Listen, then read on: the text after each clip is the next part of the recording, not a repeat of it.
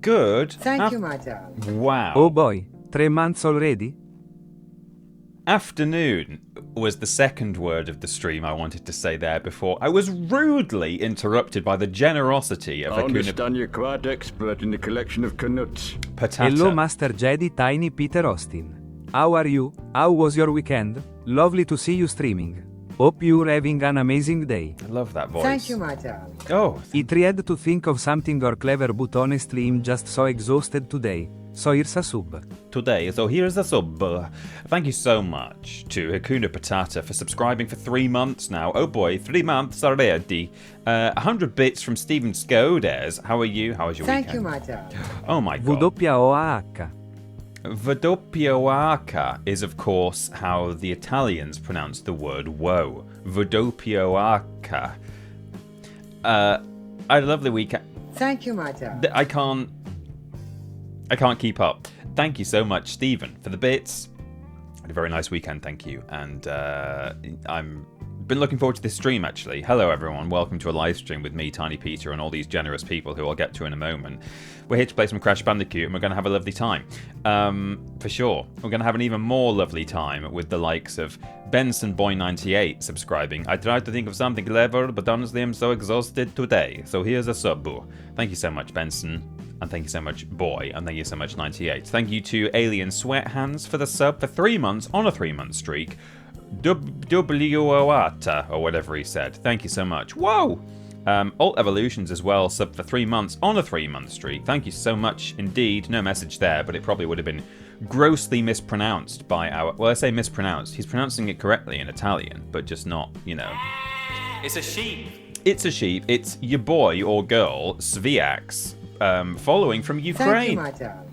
There was a year where we didn't get to interrupt Peter, and now we get to interrupt Peter again. Excellent. That's it. Thank you, my darling. That's oh my good grief.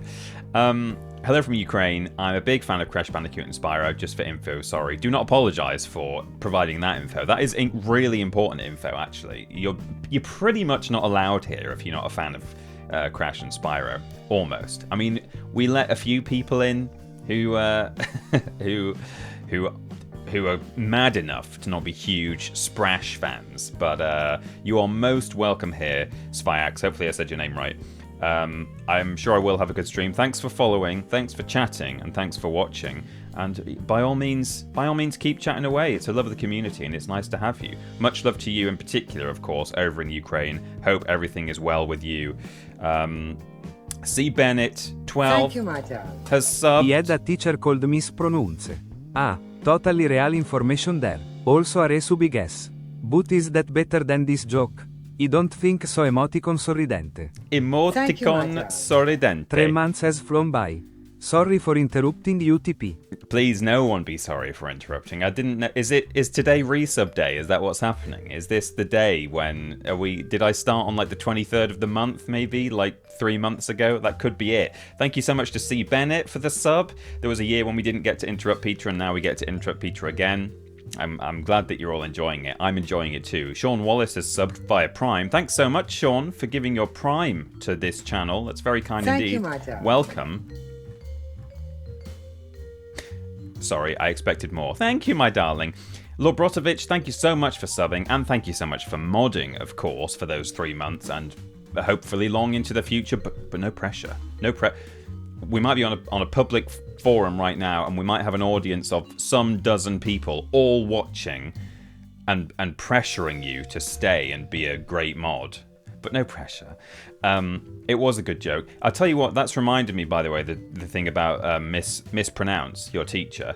I realised while we were on the going live screen that the name of today's stream, Mr. Jeremy Path, because of course we will be taking the Gem paths today, Gem being a nickname for Jeremy. It's very funny. That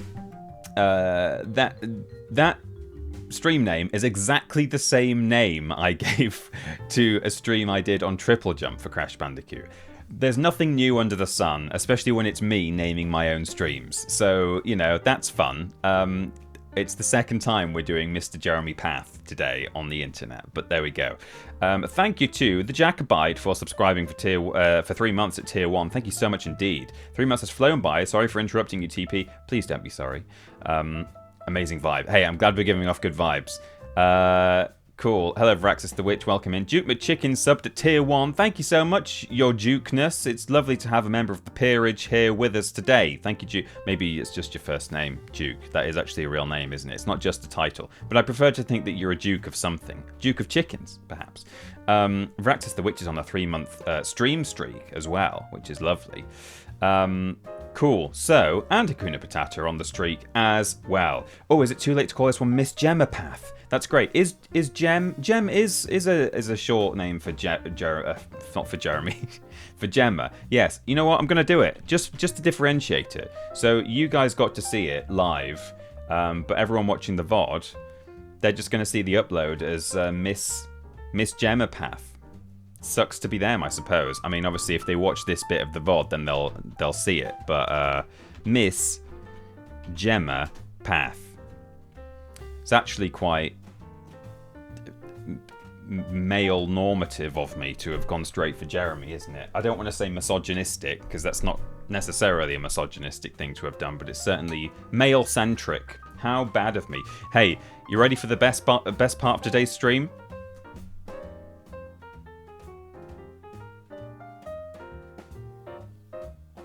Normal-sized mug.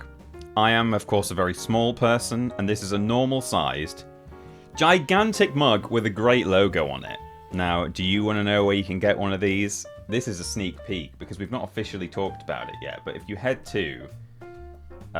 basically, the easiest way to get there is via the Streamlabs link on the Worst Games Ever Twitch channel, and then in the top right, you can get to merch. We do have a bit.ly... Hang on, let me test it before I say it out loud. I think it's...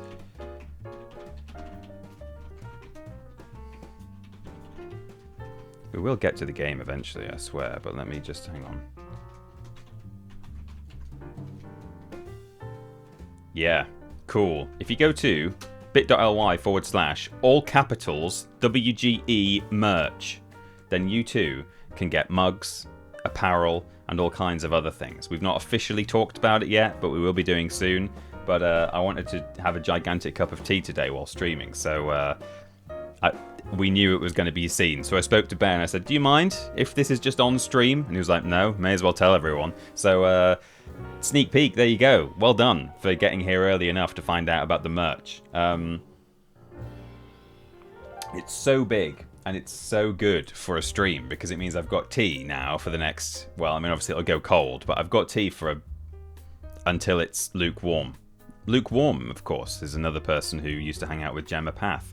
3 cats in a dressing gown, sub for 3 months on a 3-month streak. We should play the game now, but thank you so much for the sub there. It's now 1:15, so let's play some Crash Bandicoot. Thank you to everyone who's subbed. Look at the hype train. It's well on its way to level 2, and we've got 3.5 minutes left. So anyone who wants to throw something at the hype train, go for it, but no pressure. Exclamation mark shop. Yeah, that should work. But yeah, bit.ly / all capitals WGE merch. We've got merch available now. We'll be talking about it officially soon, but there you go. Thank you for the interruptions. I think I have named everyone who has been kind and subbed or given bits today. Should we play some Crash Bandicoot? Let's do it. Let's play some Crash. Look at the hype train. Someone's just done something. I've seen it. It's a sheep. Big Flacco joined the flock. Thanks, Big Flacco, for following. Oh, and Sviax has subbed now. Thank you so much. That's really kind of you. You're most welcome here. If you've just found us through the category, if you're not a long-time viewer of our stuff, then that's even better. We love to have new people come along. Thank you so much indeed for subbing. Really good of you. Perhaps eventually I'll play some Crash Bandicoot, which is why you came. But anyway, let's do that. Ben has a merch drop of his own at the moment to worry about. Yeah, no, that's true. So this is where we were last time. Remember, I was trying to finish. Oh, we're literally just halfway through. I'll just quit out and start again. But I was desperately trying to finish this level Thank you, my darling. before I had to leave. But I didn't have time. So we just finished in the middle of the high road. But there we go. So thank you to Raxus the Witch for gifting a sub. It's gone to Jackfoot emoji.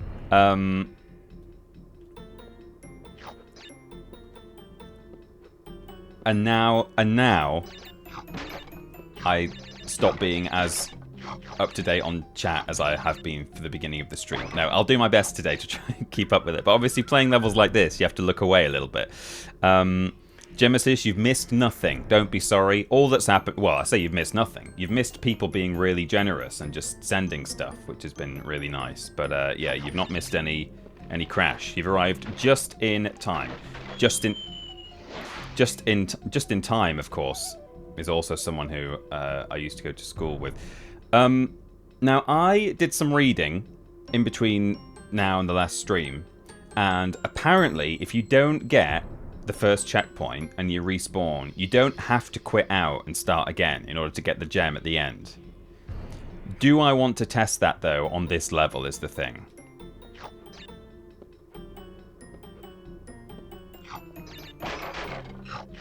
If we've got anyone in the chat today who wasn't here last week, because we were asking this question, we were trying to work it out, who knows for sure whether or not, now that I've died once, can I still get the gem in this level by reaching the end? Because I've not yet got the first checkpoint. From what I read, yes, we can. It's certainly true of the coloured gems, but hopefully also true of the clear ones. It was always my understanding, even on the previous stream, I was like, I'm pretty sure it's actually true that is the case, but I wanted to look it up before committing. I'm gonna go for it on this occasion, and we'll see what happens. That's certainly how it works for death routes in 2 and 3, but I tend to err on the side of Crash 1 being annoying. I know. Yeah, it's definitely true of death routes. You're right. Did you read an AI answer? Because if so, you're probably wrong. I mean, it was an AI... It was the Google summary of... But it gave its source... Well, now we have to quit. It gave its sources as like a Reddit post where someone had asked the question and people had responded and said, you can get the coloured gems. And I don't know if they were just being vague. I mean, to be fair, we've got levels right back at the start where I accidentally missed a single box, or I died right at the end and I couldn't be bothered to, you know, try again. So what we could do is try it on a much earlier, easy one. Let me just do a quick Google, do a little cheat, and ask which levels in Crash 1 require a coloured gem. Because there's no point me going to one now for, you know, a gem that I don't have.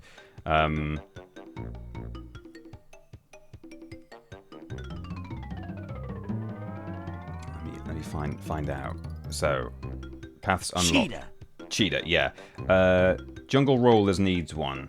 The Great Gate, I've not got the gem for, but it does need one. I think I've got one of them already, actually, but I can't remember which one I've got. So, Upstream, that needs one. Okay, Pappy Pappy is a boss level. Rolling Stones requires the blue. Hogwild, Native Fortress.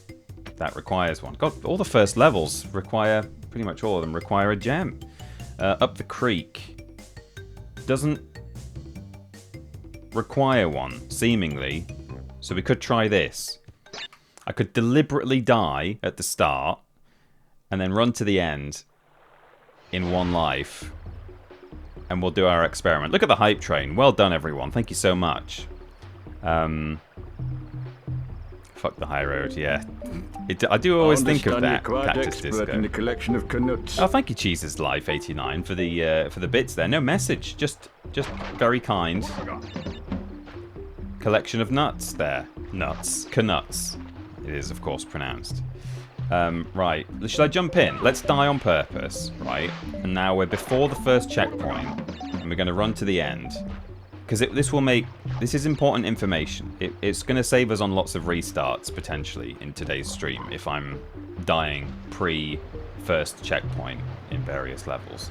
So, of course, the pressure is now on to actually complete the level in one go. But we'll see how we get on.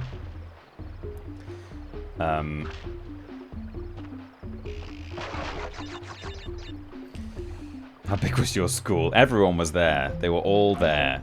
Hello, Big Flacco, by the way. I saw your first time chat, but I was a bit distracted at the time. Thanks for chatting. Thanks for coming in. Nice to see you. It's always nice to see a first time chat.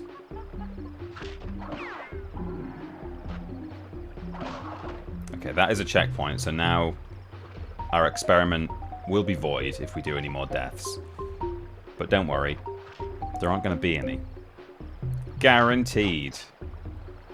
I must admit, I'm not quite feeling like I've got my controls back in Gromit. Not feeling super confident just yet, but we'll see how we get on. Famous last words. That's it, Loser Quest Show, yeah. I think that's where I died the first time, actually. I looked away at the chat. What have you done with the controls, Gromit? Blim blim. Okay.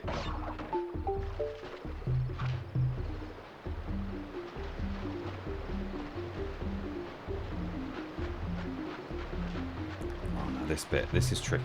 I always get this there. Oh, okay.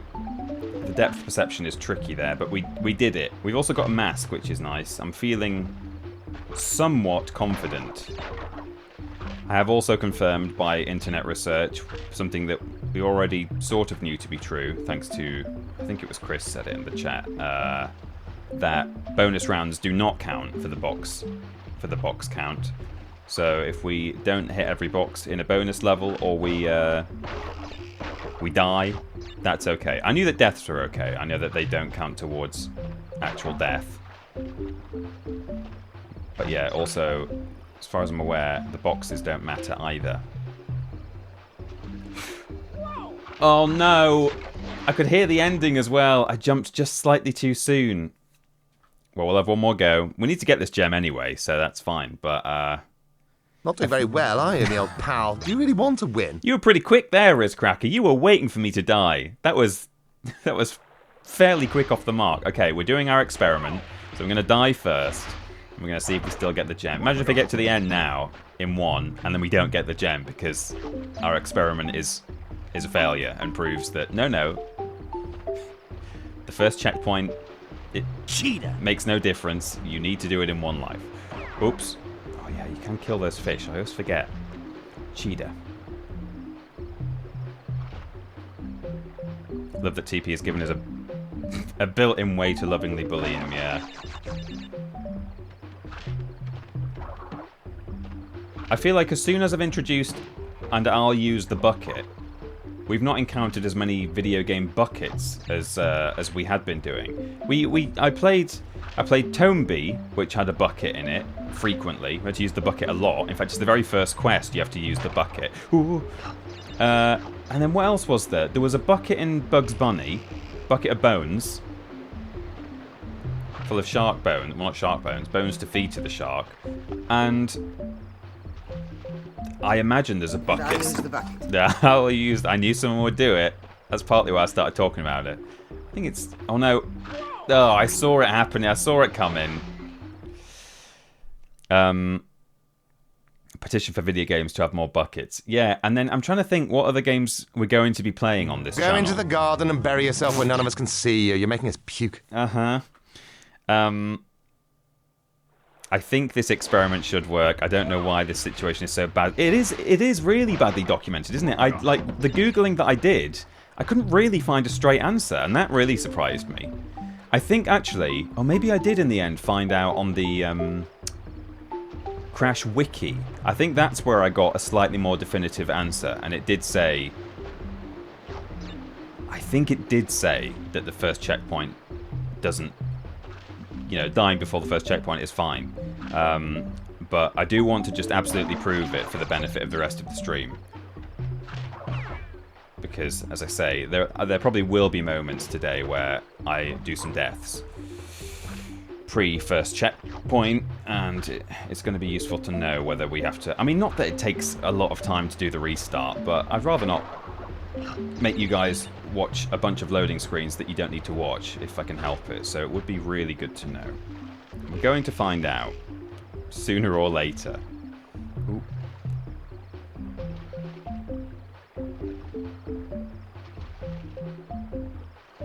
Nobody's tried in that time, yeah. Okay, right. This is the one I jumped a bit too early. Right, wait for the snap. Good. Do. Right, we're not so far away now. Oh, now this bit. Okay. Oh, God, I hate that. I hate it so much. Snap. Okay. Cool. Nearly there.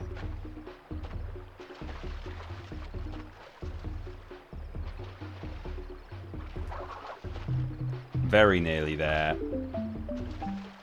I think we've got one more blue guy to deal with who killed us last time.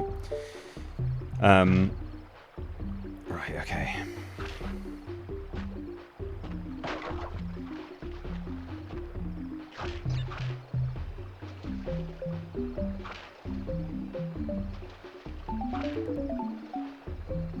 No, I've done it again! I've done it again! How have I done that? I was focusing so much on the fish. And I don't need to worry about the fish because you can spin them. I think part of my problem is when I was a kid, I didn't... Hello, game. I didn't know you could... You're doing incredibly well, aren't you? Oh, what don't. a sexy player. Don't. What Do I about... detect a tear of frustration? Is everyone laughing at you? I think they should be, to be fair. That's really bad. That is actually really bad that I've done that again. I can't believe I did it a second time. Doing that once and then, you know, dying somewhere else for another reason, okay, fair enough. But doing the same thing twice, after I stood there for fucking ages as well, looking at the fish and the plant, and I had a mask, so the fish wouldn't have killed me anyway, and you can spin the fish. I think as a child I didn't realise you could spin the fish, so I've kind of just got it into my head that, like, if you touch that fish, you're dead. Well, it's true. If you touch the fish, you are dead. It means now I'm going to have to bounce on that goddamn switch a third time. And so far, I've done it right. Oh, that's so scary there as well, the slip. Oh, please, Crash, just grip it. No. Okay. Do I detect a tear of frustration? Is everyone laughing at you? More than a few tears of frustration, yes. I'm bawling with frustration. Ugh. Spin the fish feels like a euphemism. It does a little bit. I've got my saucy button at the ready, but not just yet. Right. Okay. Do. Oh, God. Okay. Right, and now here we go again. Worst part of this level. Am I gonna screw it up this time? No. Right, off we go. Oh, please, Crash, just grip it. Yeah, okay. I think I did just say just grip, didn't I? But I don't know. His slippy shoes. What's the point in this actual anthropomorphized animal wearing a pair of trainers if he can't walk on a mossy log? What is the point? Spin on my fish till I crash. till I grip it. Right, we're nearly there, and this time it's not going to happen. We're not going to do it. We're not going to worry about the fish. We're not going to worry about the fish. We're just going to worry about the blue plant. Snap.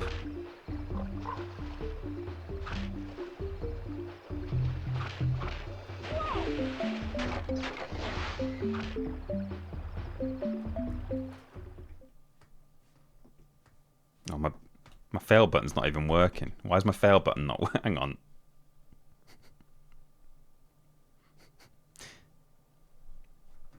Is this gonna... Pal, do you really want to win?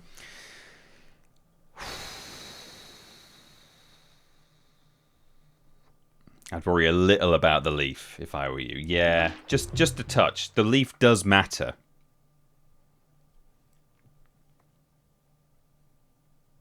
Never in my life have I The results have been incredible. Never in my life have I looked forward to a stream so much for a whole week, and then got there and within half an hour thought, you know what? I know it's 4:30, but I'm gonna go back to bed. I'm gonna restart my entire Monday. All right, this is the one. And if this isn't the one, I'm turning off the stream. It's over. I can't believe as well, this is quite clearly based on some first-time chats, some first-time follows, and subs. This is quite clearly, at least for some people, the first time they've been to one of my streams today. And here I am, just having the worst time of my life in Up the Creek. Did I even jump in the water at the start of this one? I think I did, didn't I? Did I remember to do... Oh, God. I'm not even sure I don't think I did I? Have I got a checkpoint yet? Did I remember to die at the start of this level? Anyone remember? Can anyone confirm that I jumped in the water?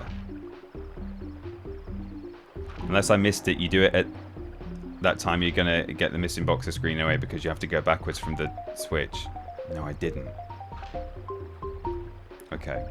I can't remember if I, have I got a checkpoint yet? Well, let's just find out, I suppose. I think I have, haven't I? Yeah, I have. Okay, let's... At least I'm restarting this time because... Not because I actually did a real death, but... I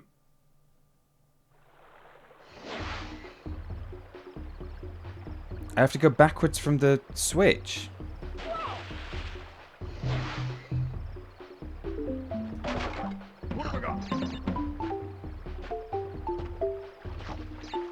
Is that why Is that why I didn't get the gem in this level first time round? Yeah, there was a gem. There was a level, wasn't there, where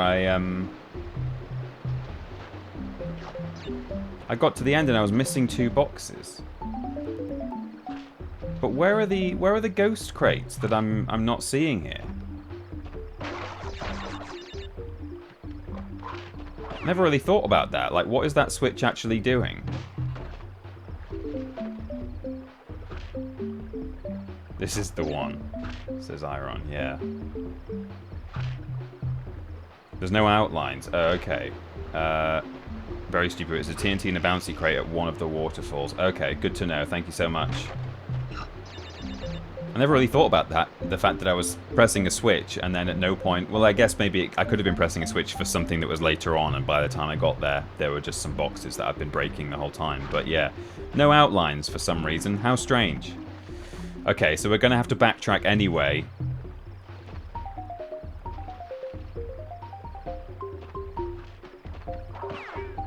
Right. Oh, no, I don't feel good about that blue plant. Okay, there we go. Snap. There we go. Cool.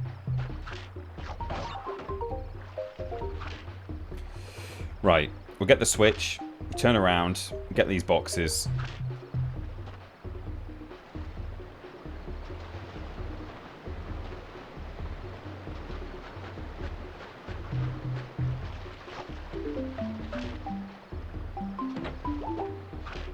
Hear them popping, so they must be pretty close. Have these lily pads come back yet? No, there they are. Right, okay, so... Ooh! Oh, God. Oh, look at those down there. Oh, there's some lily pads at least. Oh, God.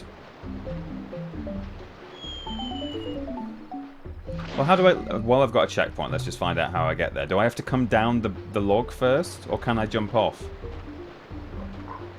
I don't feel so bad about dying there, because that was a little... I died of fall damage, seemingly. It went... Neem. Right, let's wait for these lily pads.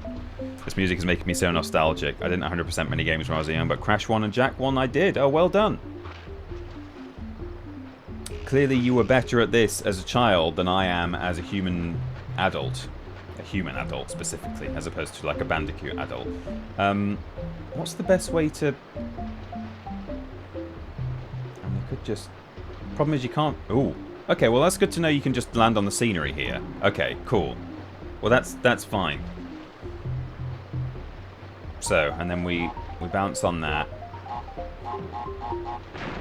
And we get up here. Okay, so now we do have to restart, but again, I don't feel as bad about it. Problem now, of course, is we have to do all of this. We have to do the switch, and we have to do that TNT, and we have to remember to die at the start. And then after all that, we have to go on to the infamous fish, blue plant, floating leaf combo.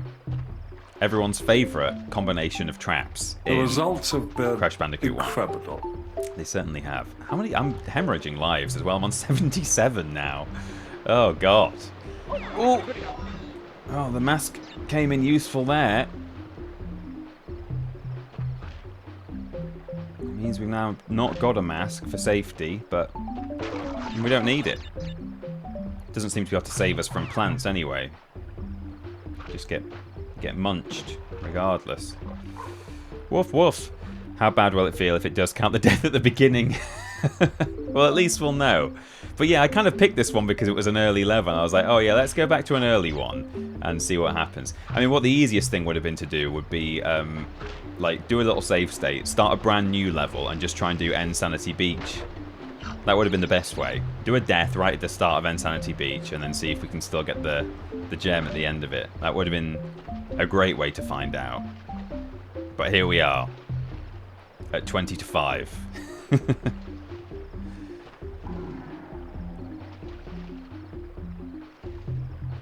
To be fair, you did jump off a bridge to your doom like 15 to 20 times last stream in the name of science. Yeah, that's true. But, you know...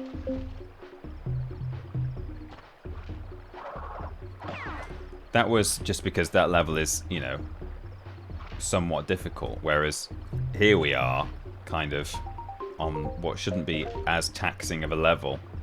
Right, snap. Snap.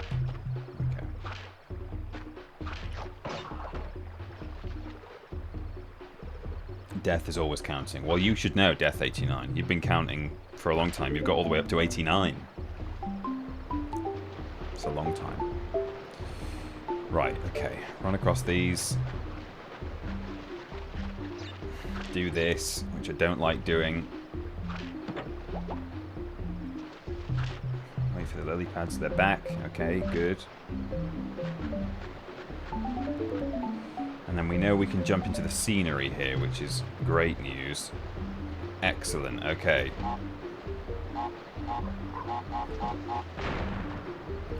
Okay, good. We're on track. We've got a fish and a blue plant. We don't like these together, but at least there's not a leaf on the other side. It's a lily pad, which is different. There we go. The cycles on that combo is, I think... You know, the cycle is easier to deal with there than it is in the one up ahead. Okay, here we go. Nearly there, everybody. And then we never ever have to do upstream ever again. Unless, of course, our experiment fails. And we can't have the victory. But then at least we'll have learned something very important. Right, this is it. I refuse to save state. I have to do this legit. I don't know why I'm finding this as difficult as I am. And now I'm really overthinking it. I'm really, really overthinking this. Right. This is like Crash 4. This is like that last level in Crash 4 where you have to use all 4 masks at the same time. Okay. Leaf is going away. Right, Leaf's coming back now. I'm going. We did it. Can I jump to the teleporter though? That's the real question. He cheers. That means experiment... The results have been opposite incredible. of failed. Experiment successful. And we got the gem. There we go. We got the green gem as well already, so... Right, that I've definitely earned. Well, have I? I don't think I've really earned anything, but I'm going to press it anyway.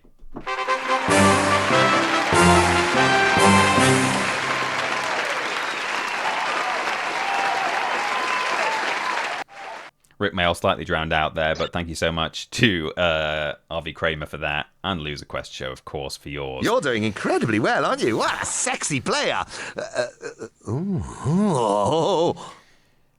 Just because you're great at everything doesn't mean everyone likes you. Jesus.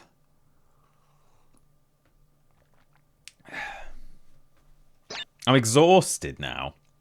The results have been exhausting. First try as hell. And now we know that when we return to the high road... Remember when we started the stream at the high road? Remember that, everybody? If I happen to die before the first checkpoint, I can carry on. That's all I wanted to know. We've already finished the high road as well. I just feel like I can probably get the gem. So I might have a couple more go. Oops, I just closed my chat. Whoops. I might have a few attempts. Level 5 completed. Right.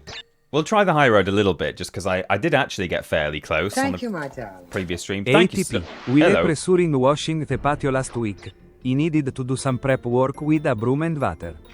My able assistant had the broom, and he said, and he'll use the bucket. And he'll use She didn't find it as amusing as he did. Oh. Well, does she know? Is she aware of Fanny Craddock Cooks for Christmas? Because if not, you know, that makes all the difference. And I'll use the bucket. Thank you, Deadeye Minis, for the sub. 3 months now on a 3-month streak. Thank you so much. Crash is so quick to do his idle animations in this. I swear, although I'm playing a European ISO apparently. Which I had as a kid. I don't remember him being as eager as he seems to be in this ISO. I used to have to wait around for ages for him to throw the fruit. Feels like. I'll use the bucket. Fanny Cucks for who?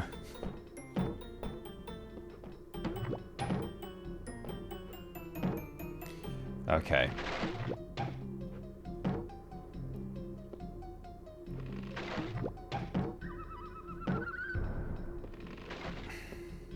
First checkpoint. Now we know. Now there is a bit coming up. I have to remember. There's a box hovering in the sky. I saw on the VOD. Oh, yikes. I saw on the VOD that it was not really visible on... The hell happened there? Not really visible on stream. It was kind of cropped off the top, which is kind of weird. But, well, not kind of weird. It's just because of the bar up there, the donation link. But there is a box kind of right on the ceiling of the level.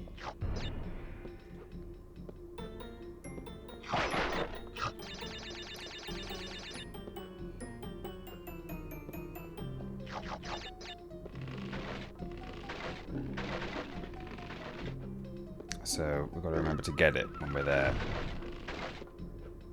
And I'll use the bucket. Rick Mail popped up on a Jonathan Creek I was watching with my fiance yesterday, and she didn't know who he was, and now I'm rethinking everything. Oh no, Adam. We've talked before. I don't think it was you, actually. Was it someone else brought up Jonathan Creek in a previous stream? But yeah, Rick Mail is in... he's actually one of the few returning characters. He's in more than one episode. He comes back later, which is fun. I think he was just such a popular... That police guy who he played was such a popular character. Bit like Lord Flashheart in Blackadder.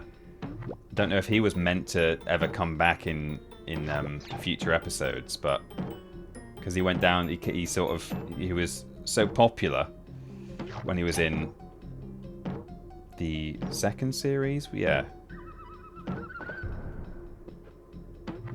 And then they brought him back certainly in the fourth, didn't he? Right, is this the bit? No, I don't think it is actually, but I'm just going to check. No.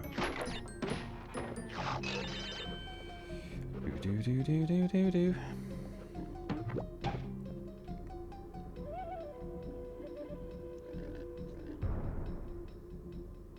It was probably me. I'll take any excuse to talk about Jonathan Creek. It may have been. I'll also take any excuse to talk about Jonathan Creek. It's great. Oh, there's a warthog right there.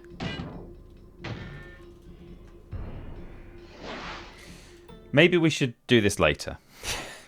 Let's just play a bit more. I tell you what, yeah, rather than try and do this level and get the gem, let's move on, shall we? Oh, it's the hardest level in the game.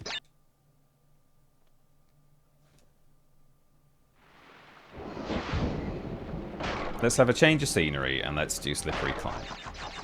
I won't necessarily go for the gem straight away on this one. I don't think it's particularly likely I'm going to do it all in one go. I might do. I mean, to be fair, although this is a very difficult level, I have played it a lot because I do find it quite a fun challenge. So in some ways, I'm a bit more... Well, I'm more familiar with this level than I am with some others. So I might do okay at it. I'm not saying I'll get the gem, but I used to play it a lot as a kid.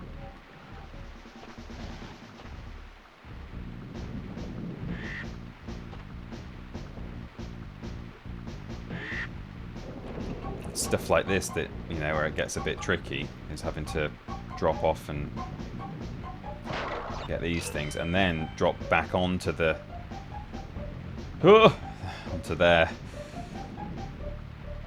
It's a bit of a challenge. Oh, and we've got a Brio level as well to do. Thank God bonus rounds don't matter in terms of box count, because in the later games they do. The deaths still don't matter, but you have to get all the boxes there. Kind of, on the one hand, the games become kinder because you don't have to do each level in one go. But they've become a little harder because you have to get the boxes in the bonus levels. Oh! Yikes. A bit early there. Right.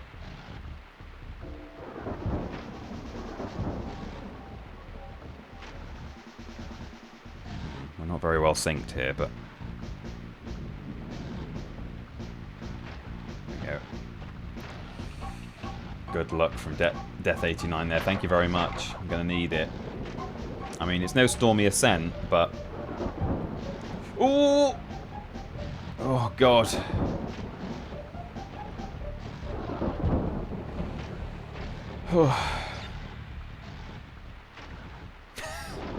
So stressful. There we go.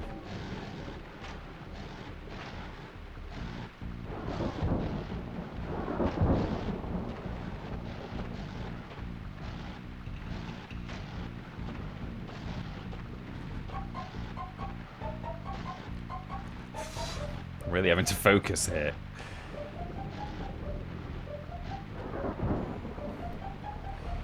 Best supporting character in Creek is one of the best episodes. Rick's performance as a tour de force, as it is in everything, for sure. Just an absolute scene stealer all the time. 5, 6, 7, 8, 9. Yeah, so as discovered in the bonus rounds of the previous run, for some reason the stripey crates in this game, apparently they take 9 bounces. Whereas I can tell you for a fact that they're supposed to take 10, or like in later games, they always take 10. But I discovered that when I was doing some counting and bouncing in one of the bonus rounds in the previous stream. I suddenly discovered, like, oh, hang on, you know, these boxes are breaking early as far as I'm concerned. But no, they take 9 bounces. So it seems. 9 is mental. Yeah, I agree. I've never seen Drop Dead Fred, but I'd like to. I think Amy's seen it. I don't think anyone else would have pulled it off. Yeah, I mean, that's perfect casting, isn't it? Like, he was meant to play Peeves the Poltergeist in Harry Potter, in the films. And they cut his scenes. But apparently he was making all the kids' corpse. Okay, here we go. Not that far from the exit now. Got a few more lab assistants to deal with, which are not easy. some of them are throwing their stuff in much tighter gaps, but... Right, here we go. Boing.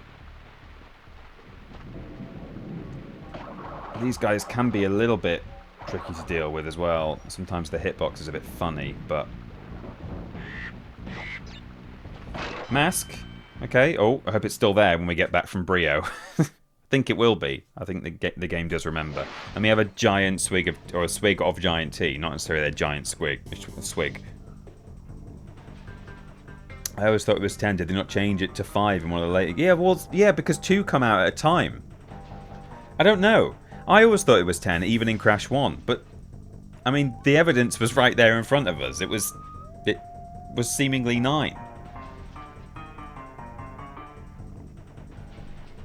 Right, I don't know what I'm jumping into here. I'm going to set off this TNT, seemingly, and then God knows what's to the right of it.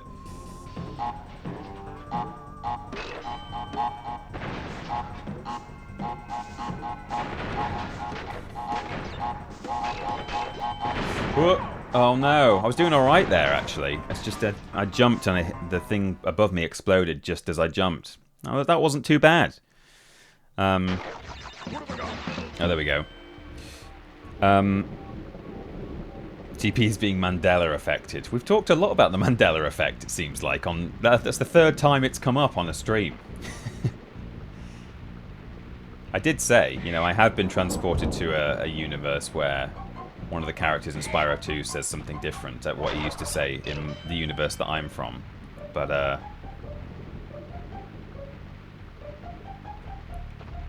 oh, God. Oh, no! Oh. That's unfortunate. There goes our gem. I was doing quite well there, really.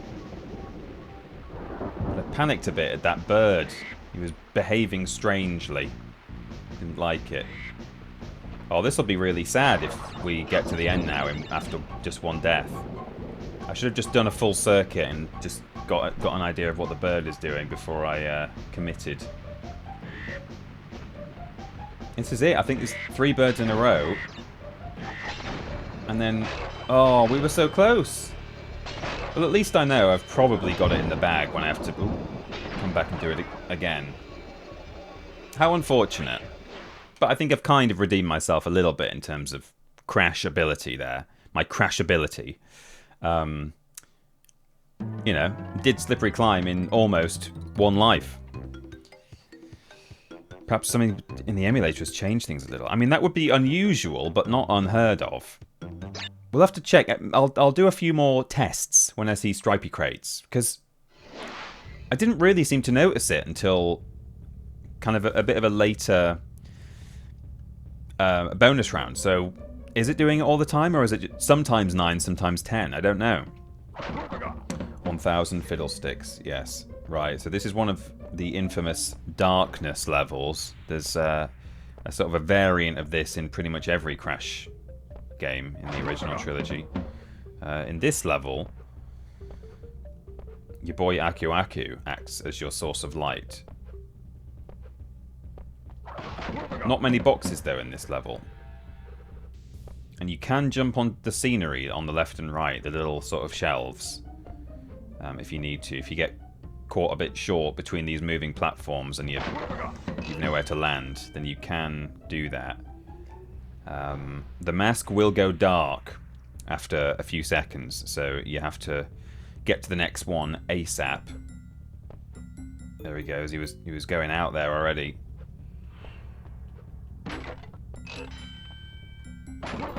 Do.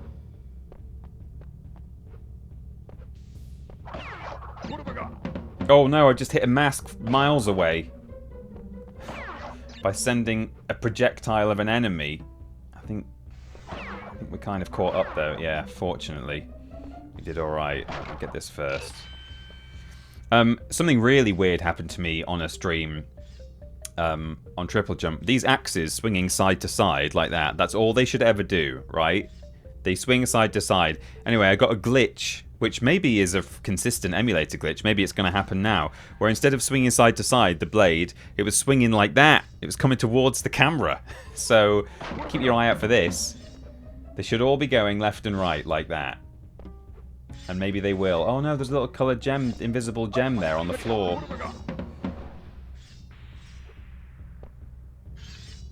So we can't complete this one in one life, even though we're so far on for completion, which is a shame. Yeah, it was around here. One of these was swinging back and forth. Sadly, even though we did it in one life, we missed some boxes because we have to ride the yellow gem. Never mind.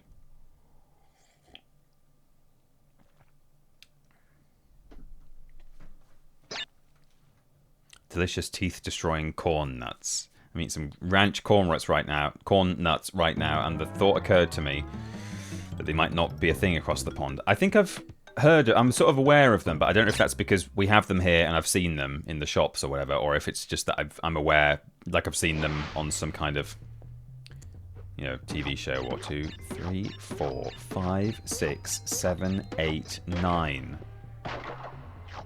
And shouldn't they leave a fruit behind as well? I'm only getting 8 apples, 8 Wumpa fruit out of these stripy crates. You should be able to bounce on them 10 times, and the 10th one breaks it, but rather than the fruit going up to your inventory, it just gets left behind after the crate breaks. I mean, as long as I know that they're going to break after 9, then that's fine. I just need to know what they're going to do. But yeah, it was really throwing me off when I was doing some of the bonus levels. Also, now I want corn nuts. Oh, corn nuts, yeah, tasty bit, a real test for your teeth and your jaw strength. Inflation has finally hit Crash Bandicoot.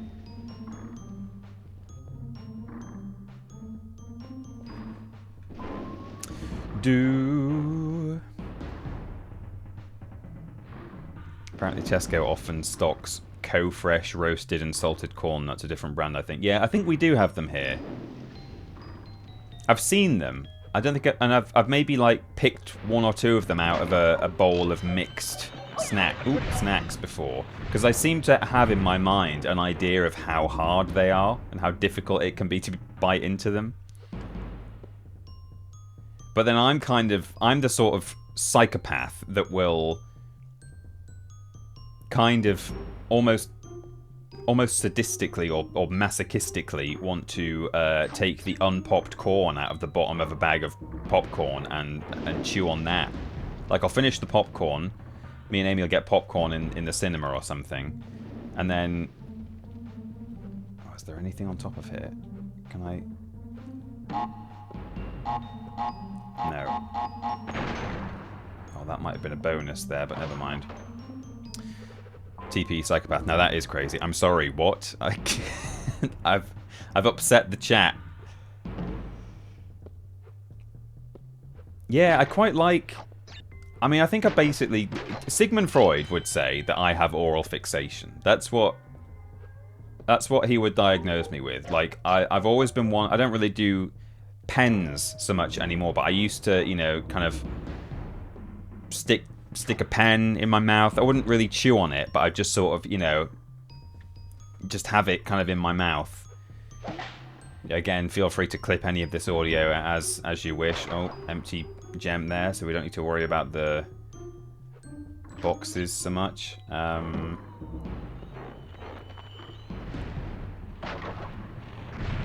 other stuff, like, I like chewing gum a lot.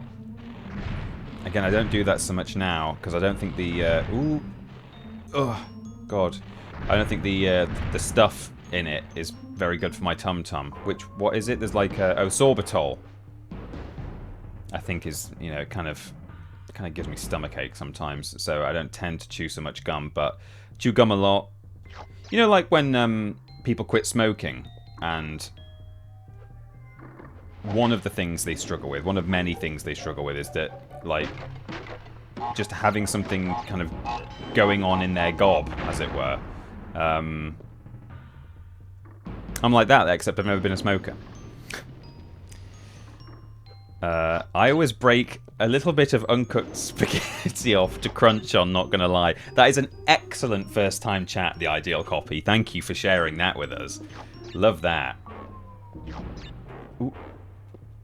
Oh, I'm a bit off alignment there. I knew that was there, but I was slightly slightly off. Couldn't quite make it across the bridge.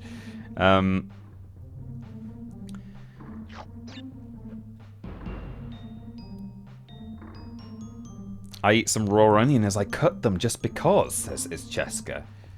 That's kind of crazy. I mean, you know, I'm also mad for doing my thing. We're all mad for doing our respective things. But, I mean, onion tastes of onion, you know? That's the difference there. At least raw spaghetti, like, I can't say I've ever chewed on raw spaghetti, but frankly, I can see the appeal. You know? I might even have to try that next time I make spaghetti. That's the kind of thing that, you know... Oh, whoops. That's what I just like, kind of... I just chew on stuff. How did I get onto this? Yeah, popcorn. So I think that's it. That's why I will sometimes, you know, I'll finish some popcorn, and then if there's like one of those little round kernels in the bottom... oh no.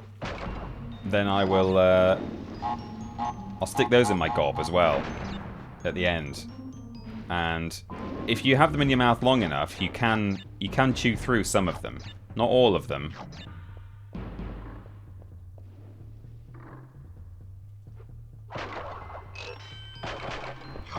Now I did blow up one question mark crate with a TNT towards the start of the level, and I don't...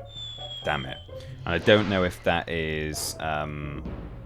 if that maybe had a Cortex face in it. Is it here to the left where... Oh, no, it's not. That secret area I'm wandering off to does come back again via an invisible bridge, like the one I'm walking on to get there.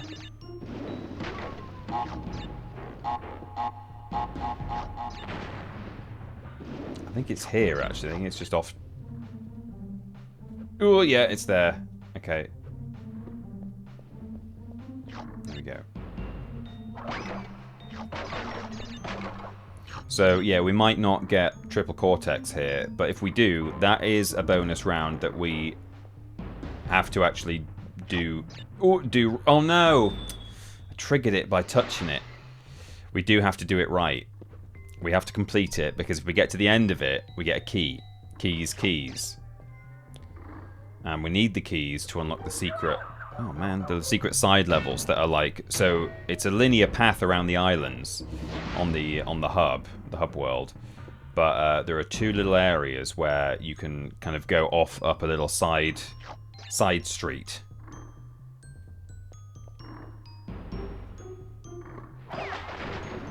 Oh, that's better. Yeah, I should be doing that rather than bouncing on him.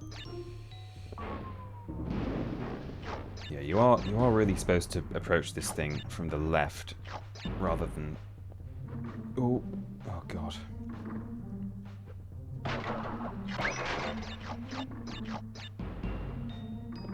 Yeah, and then walk back this way, because then you come onto a solid platform, so that's easier to navigate. Anyone else do like weird... I don't want to call it weird oral stuff, but sure. Anyone else do weird oral stuff?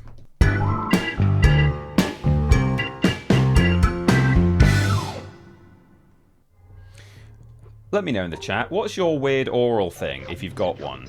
Or do you have like a... Maybe you've got your own fixation that Sigmund Freud would get something out of. Maybe you've got like a fidgety thing. That you have to do with your hands all the time. Like Alex Winters, editor at Triple Jump, used to do that cool thing. He used to be able to just like... Hang on. I say used to be. He can still do it, but I don't... Obviously, I don't work in the same office as him anymore. I think it was Alex. Used to just... Using one hand, so imagine this hand isn't even here. He used to spin a pen around his finger like that, but used to just... I can't do it. I can sort of do a little bit. I can't really do, you know, stuff like that. Or like people do it with a coin, don't they? And then poker players do that thing where they put their piles of chips together. But I have really bad ADHD, so the answer is yes all the time. Just constantly fidgeting. Fair enough. I used to suck on bullion cubes as a child. I don't even know what that is. What's a Boolean cube? Hang on, let me Google it. It's a... Oh my god, is that a stock cube? Is that like an OXO cube? It is. You used to suck on stock cubes as a child? I'm laughing to death. That's kind of crazy. I mean, it's an open forum here. Where no one's judging anyone. You know, I literally eat unpopped corn kernels, so I'm just as insane as the rest of you. Cheska chews on raw onion. Someone else eats raw spaghetti, which, as I say, I can see the appeal. Dr. Goblin said earlier, a person I once knew would eat pot noodles without hot water in them as a crunchy snack. Again, like, I've never done that, but I don't hear that and think, ooh, disgusting. Like, when I get... I mean, I've never had a pot noodle, but when I just get instant noodles out of the packet to throw into a pan, I could see why you might want to just, like, snap off a little... I'd probably just snap off an individual thin bit, not like a whole chunk, but I can see it. I mean, raw onions and tuna is a thing, so it's not that outlandish. Is it really a thing? I can't say I'm aware of raw onions and tuna, but I believe you. Obviously, raw red onions, you get those in salads quite a lot, but I don't think I've ever encountered a raw white onion in something. God, I've never heard the music go this far along. My sister-in-law used to dip carrot sticks in salt and just lick the salt off like it was Fun Dip. What have I unleashed here asking this question? Every one of us, we're all crazy. Ooh, thanks. People do use ramen packets as ingredients for salad as such. Like raw, dry ramen, do they?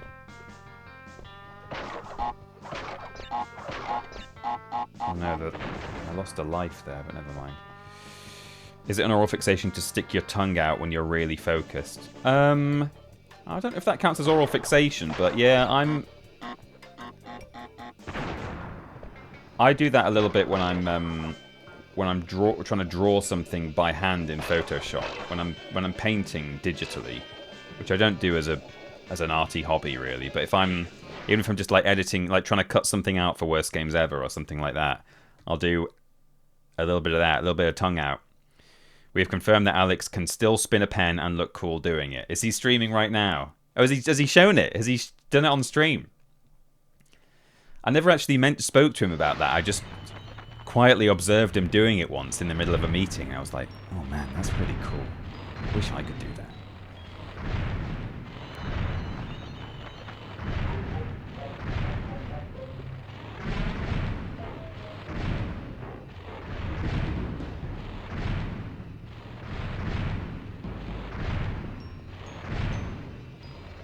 Okay. Yeah, we didn't get our third... I blew up the first Cortex face, which is a bit annoying. But we're going to have to come back here anyway to get the gem, so that's no big loss. You've revealed his superpower. I chew on my lip rings all the time. Oh, lip rings, yeah. It's a good job I don't have lip rings, because I would definitely be doing that. Forwards, backwards, upwards, downwards. Performing monkey. Well, I'm glad I've awoken that for him. Or not awoken it, he's probably been doing it the whole time, but that he's thought to show it on stream, because it is a great superpower. Hey, speaking of superpowers, we've got the green gem. We spotted it earlier in the world. Oh, we spotted it, we collected it earlier in the adventure. Imagine it's not here, right? That is not there. That is just a bare corner. And the level exit is there. So you're like, whoa, okay, what a weird level. I'm just on an empty platform here, no gem. Remember, the gem isn't here. And you're like, oh, the exit. Can I... That's a bit of a long jump, but I'll try. No. You fall all the way down, and this is how Castle Machinery works. So you make your way all the way back to the top. Now, of course, if you do have the green gem, you can use the green gem. So just launch back in. Bare corner. He was in charge of the scouts, isn't he? He's like head scout. Bear corner. Muller corner. So you ride the green gem. And up here, 34 lives or something. Now we've already got 99. So some serious overflow there. And over there to the right is where the level you come in from here when you finally get back to the exit. So we could walk through the exit here, but we're not going to do that. We're going to actually, because you know we want to get the gem from this level, the collectible gem. So we're going to do the level legit. But I just thought I'd show you what it's like if you ride the green gem like that. And it is almost, it does feel like Cheetah Austin a little bit. Loser Quest, you're not wrong. 99 crash lives to the tune of 99 red balloons. 99 Bandicoot lives. Oh, these guys, I always feel like they're not quite, oh yeah, not quite synced up with each other in a scary way. Look at the slime coming out. So this is another level I did used to play quite a lot as a kid, so hopefully we'll have a bit of a slippery climb on our hands here in that I'll do okay. I might have, you know, an unfortunate death or two, but you know, we've got a chance of getting the gem here, I think.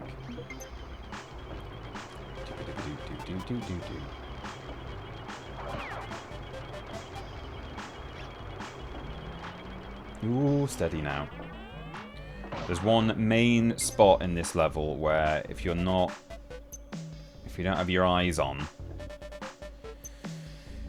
it's going to cost you a life and therefore cost you a gem. And I'm wise to it, so hopefully it's not going to happen. Ooh, yikes. And now we have to walk forwards. I don't like that one. Up we go. We're getting there. 2 masks. That's a good sign. Good start. You're a Resi boy, right, Peter? How do you like the new one? Never bothered before, but tuned into Ben's VOD and it looks great. It's a good question, Adam Croft. I have I've spoken a little bit about it on a previous stream, but in a non-spoilery way. Partly because you know Ben is still streaming it, and therefore, you know, although I think enough time has kind of passed at this point where if I was just an independent streamer, I wouldn't feel too bad about talking about it at this stage on stream. I would just give people a spoiler warning and say I'm going to talk about Resi. There you go. But because Ben is still streaming it, and you know he himself, he's not finished it, and people are watching him and maybe haven't played it themselves, I won't be spoilery. But I will say that, and this isn't a spoiler anyway, even for someone who's not played it, if you've just seen the trailer, you happen to know, you should know at least that you return to Raccoon City in that. See, these are leaving a fruit behind. Hang on, let me count these. Let me count the bottom bounces. 1, 2, 3, 4, 5, 6, 7, 8, 9, 10.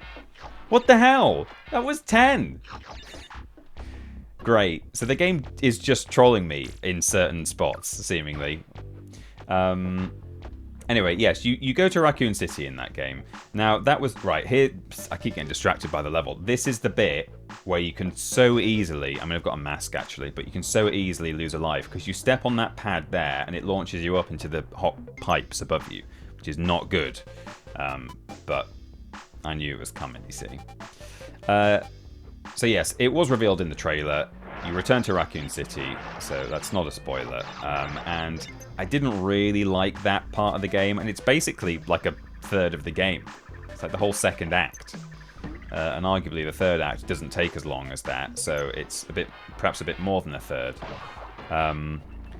Didn't like that very much for a number of reasons. I thought it was a bit brown and kind of a bit ugly. I thought it was a bit kind of Resi 6 in its action moments. Oh, here we go.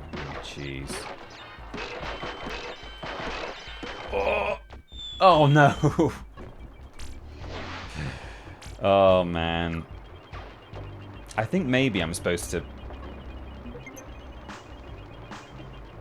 The best way to do this actually is probably to go all the way to the right. Not doing very well, are you, me old pal? Do you really want to win? Like that, and then go back again. And then go to the right again. I'm assuming it can bounce out of there. Thank you, Rizcracker.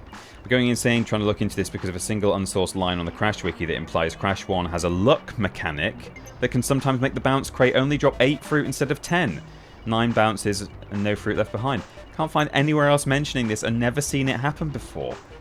I know, but it's happened multiple times in my run, hasn't it? That's so strange. I did not know that. If true, of course. Oh, there we go. That's how I should have done it the first time, but never mind. Ooh, yikes. That was a long jump. So, I didn't like Raccoon City for a number of reasons. Firstly, I thought it was kind of a bit fugly. You know, it's really brown. It looks like something from the kind of the PS3 era in terms of, not in terms of its graphics, like, you know, graphical fidelity. It's obviously really sharp and pretty in that sense, but color palette, you know, it's like all the grey-brown shooters that used to be popular at that time, which is a bit of a harsh thing to say, but that is sort of what it makes me feel, or what it reminds me of. And then also, yeah, a bit sort of. Oh, look, we did it again. I died once, quite near the end, which is a shame, but never mind. A bit Resi 6 in sense of a bit overly action-packed in places. There's a bit where some very heavy weapons are used against you, and I'm like, I mean, I get the lore behind the way that the zombies behave in this game. I understand they're like doing stuff that they used to do when they were alive, but this is a bit silly. And then there's a vehicle bit in Raccoon City that I just thought, I know it's Leon Kennedy and he's done stuff like that in Resi 4, which is a game I love, but it's just a bit much for me. So parts 1 and parts 3 really, really liked. Part 2 almost actively disliked. Not quite, but yeah, I didn't like it very much. It's hard to look good as a nuked city, I suppose. Yeah, I mean, obviously, I understand that. Like, I do get it, but... Oops, not looking. But I think there's ways to do these things. Like, I think it would have been possible to make a slightly brighter nuked city. Maybe. Maybe that's just me. I also really don't like the music that plays when you're fighting the zombies in that area. It's got a little sort of sound effect in it that sounds like a zombie making a kind of a wheezy noise, but because it happens all the time, because it's part of the music, just sounds like the same zombie sound effect is playing a lot, which, you know, you don't get so much in video games now, the same sound effect happening more than once. Now, it's not a zombie sound effect, but it does just sound like a zombie going, "Rah!" And because it keeps happening, it's like, it feels like bad game design. Like, why is this zombie making the same? And I know it's not, but it just sounds, it kind of feels like it and sounds like it. So, I don't know. I just joined, and whilst I love Resident Evil 9, and it might be my favourite, I do see your points here, especially regarding the heavy weapons you talked about and the driving section. Obviously, won't go into spoiler territory, but just wanted to say I appreciate your points here. Still an amazing game, though, in my opinion. Thanks for the chat, Akrof. That's good to hear. I've heard similar from other people, like Rosie Caddick was in my chat last week, or maybe the week before, and she said, I agree with what you're saying about the second location. Obviously, everyone's trying to be spoiler-free, but she was like, yeah, totally agree. So I'm clearly not the only person. And I think She Says from Boundary Break also talked about how, you know, it wasn't as pretty in places, and he understood why it had to be that way, you know, nuked city, but yeah. So that's nice to hear that I'm not absolutely mad for thinking that. And I agree that it is still a fantastic game. It plays really well, it looks great, either from, you know, in Worlds 1 and 3, it looks great, even from a design point of view, less so for World 2 for me, but even in World 2, just from a fidelity point of view, looks fantastic. You know, great monsters, great moments of tension, good voice acting. Story's a bit weird, but that's kind of par for the course for Resident Evil, so I'm not too fussed by that. But I do think certain characters' motivations are a bit odd in places. But yeah, you know, overall, really, really good game. Just, I think I can say pretty confidently, not my favourite. Certainly not my favourite when you count the whole series, because Resi 2, the original... Resi 4, the original version, is my favourite.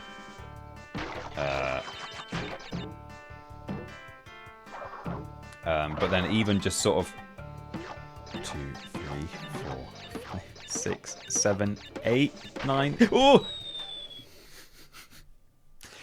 I don't know what to do about this. I suppose there I could have jumped to the left and just, you know, when it got to number 8, and then if it had still been there, I could have bounced back Go again. into the garden and bury yourself where none of us can see you. You're making us puke. I'm not going to take that. That one's not on me. This game is just randomly deciding what the stripy crates contain. So yeah, if I include the entire series, I would say Resi 4, the original version, is my favourite. But even if I just include the kind of latest wave of, you know, the remakes and the games that have been released in between the remakes, all the RE Engine stuff, I wouldn't say it's my favourite of those either. Probably Resi, maybe Village might be my favourite out of those, or possibly one of the remakes. I don't know. It's difficult. They're kind of different beasts, aren't they? If I excluded the remakes and just spoke about the more recent games like 7, 8, and 9, then probably 8 is my favourite. I do really like 7 for what it is, but I wasn't as keen on the aircraft carrier and just the sort of the mold monsters. And then, as much as I really loved the atmosphere and the horror of the first area, it was almost a bit much for me. Not too spooky to play, but just like it was that spooky that I was so focused on the spook factor that, I don't know, it just kind of not took away from the game for me, but I don't know. I like a mix of the action and the encounters and things, you know. Oh, have we done that in one and got all the boxes? Perfect. Oh, nice. That's good. Da-da-da. Oh, yellow. Okay, cool. So we can use that now in somewhere or other. I just recognized Liam by his fabulous hair. Yeah. I went to school with RE Engine.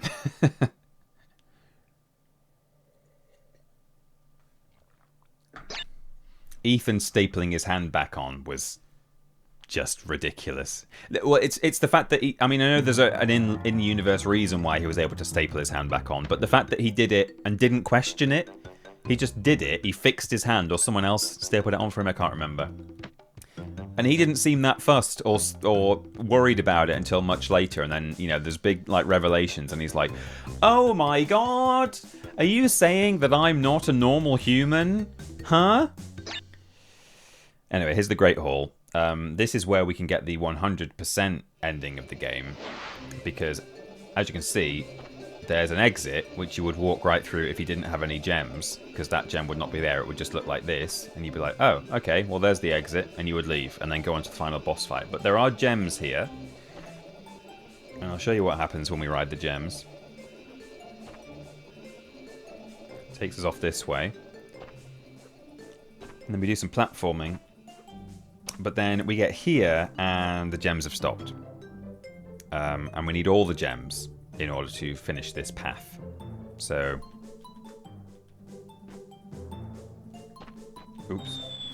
Wow, I died on the Great Hall. Not many people do that. Phew, he says. Oh.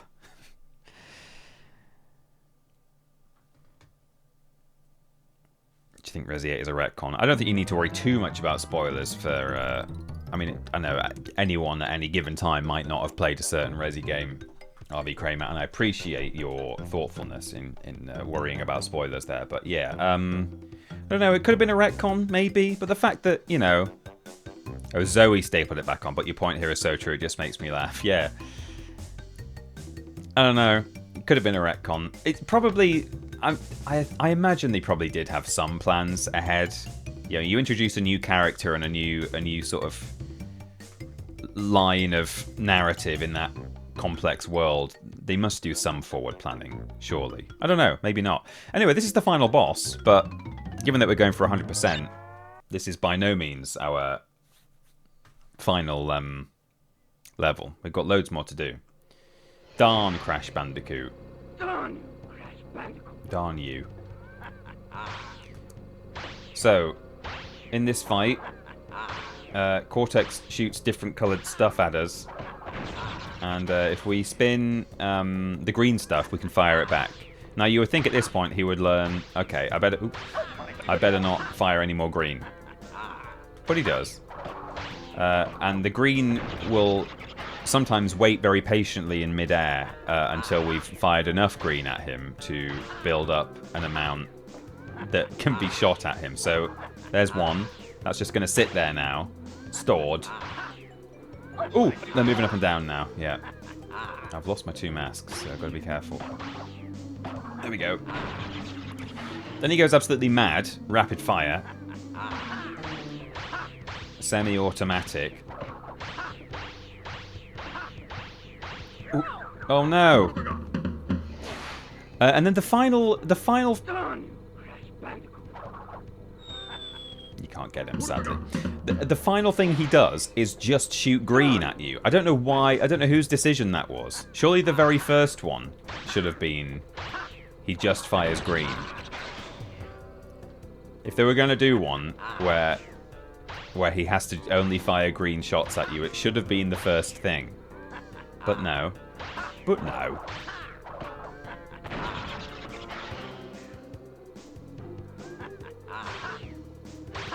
They had very limited bandwidth with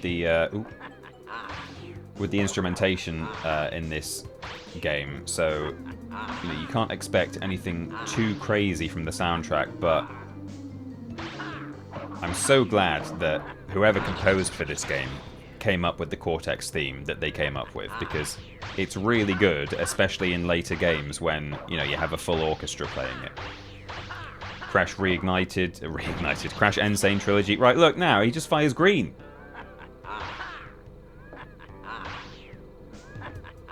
Why is he... Do you think he wants to lose? But yeah, the Insane version of the Crash 1 and Crash 3 boss fight music is really good. And then, yeah, they use some really nice motifs from it in Crash 4.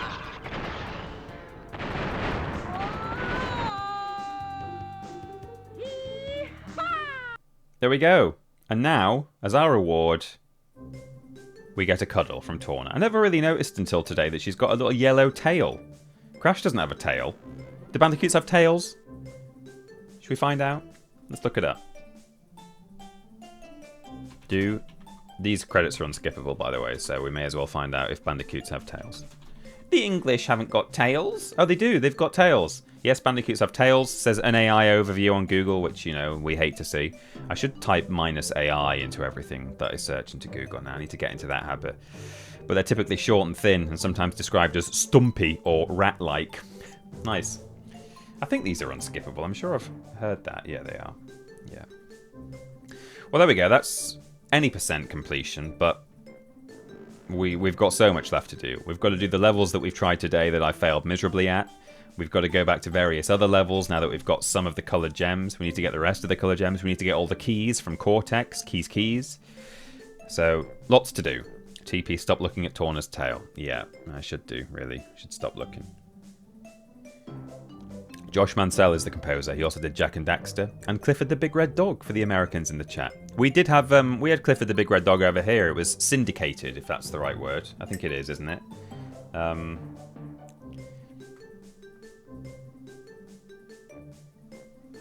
A little smudge on my mug. I don't want that. This needs to be looking perfect.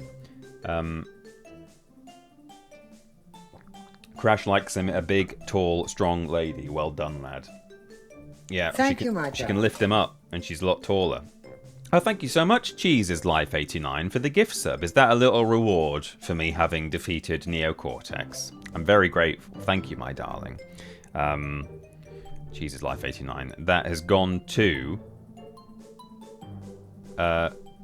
Dr. Leo 3. Dr. Leo Cortex, of course, as some people will know them. I went to school with Syndicated. Syndicate. Oh no. Oh. This could be really, really, really, really bad. This could be terrible. If I press start...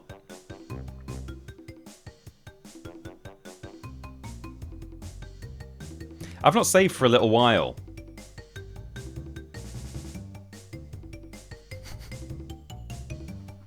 I'm pretty sure if you press start, it starts a new game. Let me just do a save state, and I can find out. I'm not sure how long ago I've saved. Have I been saving? Right, okay, so that starts a whole new game. Great. Let's see where we saved last. I mean, there's things I can be doing anyway. Like, I can go back to the start. 26 out of 32. It's been a while. Well, 67%. That was on a bonus round, I think. Let's see how far... This doesn't make a huge difference because... Okay, yeah, we were only like a few levels from the end. Castle Machinery, for example, I didn't get the gem in because I died right at the end. So in a way, we've not lost a lot of progress. And if there is another stream between... Like, if I don't finish everything today, I can always just play catch-up and just finish those levels that I've... Like, I can just do the stuff that I've missed. In between streams, so that's honestly not as big of a deal as it seems. The one slightly annoying thing is that we did unlock the yellow gem in the lab, so we kind of missed out on that. But there's other things we can be doing today.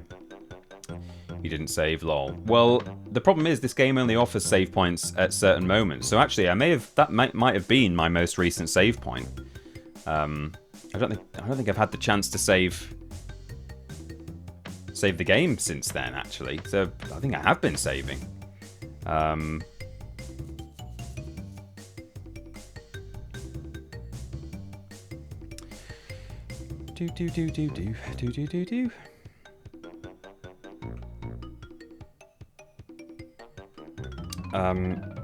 trying to backtrack through someone's conversation. Peter will just say it wrong every time. What's that about? That's from Death89 to add... Peter will say it wrong. Hang on. Am I going to have to change my name every stream just to match it up? It's canon now. Forever the Illuminati. Why will I say it wrong? What am I missing there? I could have saved it at the lab. Oh, of course I could, because I got the gem, didn't I? Maybe we should just do the lab again. Because hopefully, given that I did do it last time in one, it won't be... Famous last words, it won't be too difficult for me to just do it a second time. And then we'll get the gem, because that's the one thing, that's the annoying thing, is there was a coloured gem there, you know? Castle Machinery, I could skip right to the end, just so we can get straight to the lab. Oh, that's handy, actually. Oh, that's really good. Thank God they put the green gem in Castle Machinery. So we're actually going to use this today for something genuinely useful. And we were going to have to replay this level at some point to get the gem. Is it going to say, great, but you missed 81 boxes? I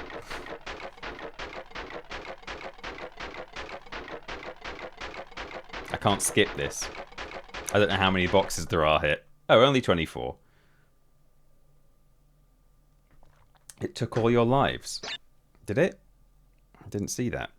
You got my surname wrong and called me Croft. Oh, did I? Adam Croft. Right, we'll fight Brio. This isn't tricky either. Yeah, actually, apart from the gem in the lab, which hopefully I will get in a single try, we've mercifully not missed out on that much here, because, you know, boss fight won't take long. You know, the Great Hall, you can skip straight through immediately. So we're alright, really. We just need to do the lab again. So we'll just pretend that, you know, maybe I died once in the lab and didn't get the gem. And that's all that's happened here.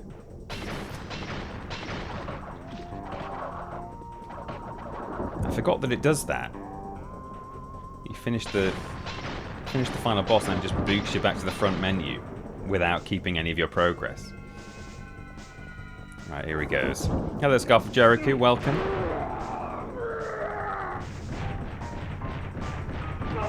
Oh. Look at his little pants. Yeehaw. You can complete the Great Hall without dying this time. Yes, I can. Oh. How does it know? It says I've got the gem. I've not even finished it. Do you think there's something weird going on with the emulator? Do you think that's why our stripy crates are doing weird things? And I've apparently got that gem. And what else? Some of this, like, something else strange has happened. I can't think what it is. What is this sorcery? That is really weird, isn't it? How does it know? I'm really curious now what happens if I either get to the end of this level without getting all the boxes and by dying, or if I get there, like, doing all the requirements for the gem. Will it still play the da-da-da? Or will it not? Maybe you can get 2 yellow gems. That would be interesting. How strange. I think progression and gems are calculated differently or something. Oh, that happens on disc as well. Oh, is that right? Huh. Ooh. Oh, yikes. Well, I wonder if I've actually got it, though. Do you know if... Have I legitimately got the gem? Laughing to death, because I did just die. Well, I've not got a checkpoint yet, so it won't make a difference, but... I'm sure you saved just after getting the yellow gem. For some reason, it booted you back to the castle. Castle machinery. Oh. Very weird. Maybe I did save. I don't remember. It's a problem when I'm streaming. I do so much stuff on autopilot. I've died twice. Clearly, I was lucky to get the gem in the first place.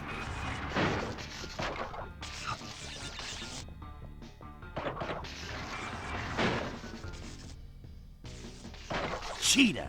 There we go. Yeah, I have cheated. Maybe you need a bonus round checkpoint to save. Oh no, I wasn't looking. Sorry, I was reading the chat. It got slimed. Crash 1 saves the gem/key progress separately from level progression because you can write a super password to give you all collectibles while still at Jungle Rollers. So you need a Tawna bonus round to save level progress, and it doesn't necessarily keep this... Ah, that'll be it. So, clearly I did save at the lab. Oh, well, I don't need to do this then, because I have legitimately got the gem. I don't need to do it right now anyway. In terms of stream variety, we can immediately head off and do some other stuff. Obviously, we'll need to complete that at some point, but... Right, so I got the gem, and I saved the game, and it saves gem collection progress, but Tawna saves level unlock progress. And because we've not done a Tawna since then, there you go. We've all learned something today. Thank you, Chris. That's useful. Crash 1 is weird. Loser Quest show. I agree. Right, so we've got the gem there. Jungle Rollers. Let's see what color it requires, because I'm not doing any of these levels unnecessarily. It requires green, which we've got. So, in we go.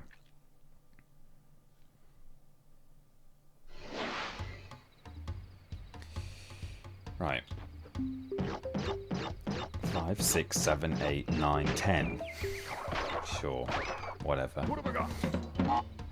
I'm beyond caring at this point. Well, I'm beyond caring until it costs me a gem, and then I'll be pissed off again. Right, let's count these. 1, 2, 3, 4, 5, 6, 7, 8, 9, 10. Sure.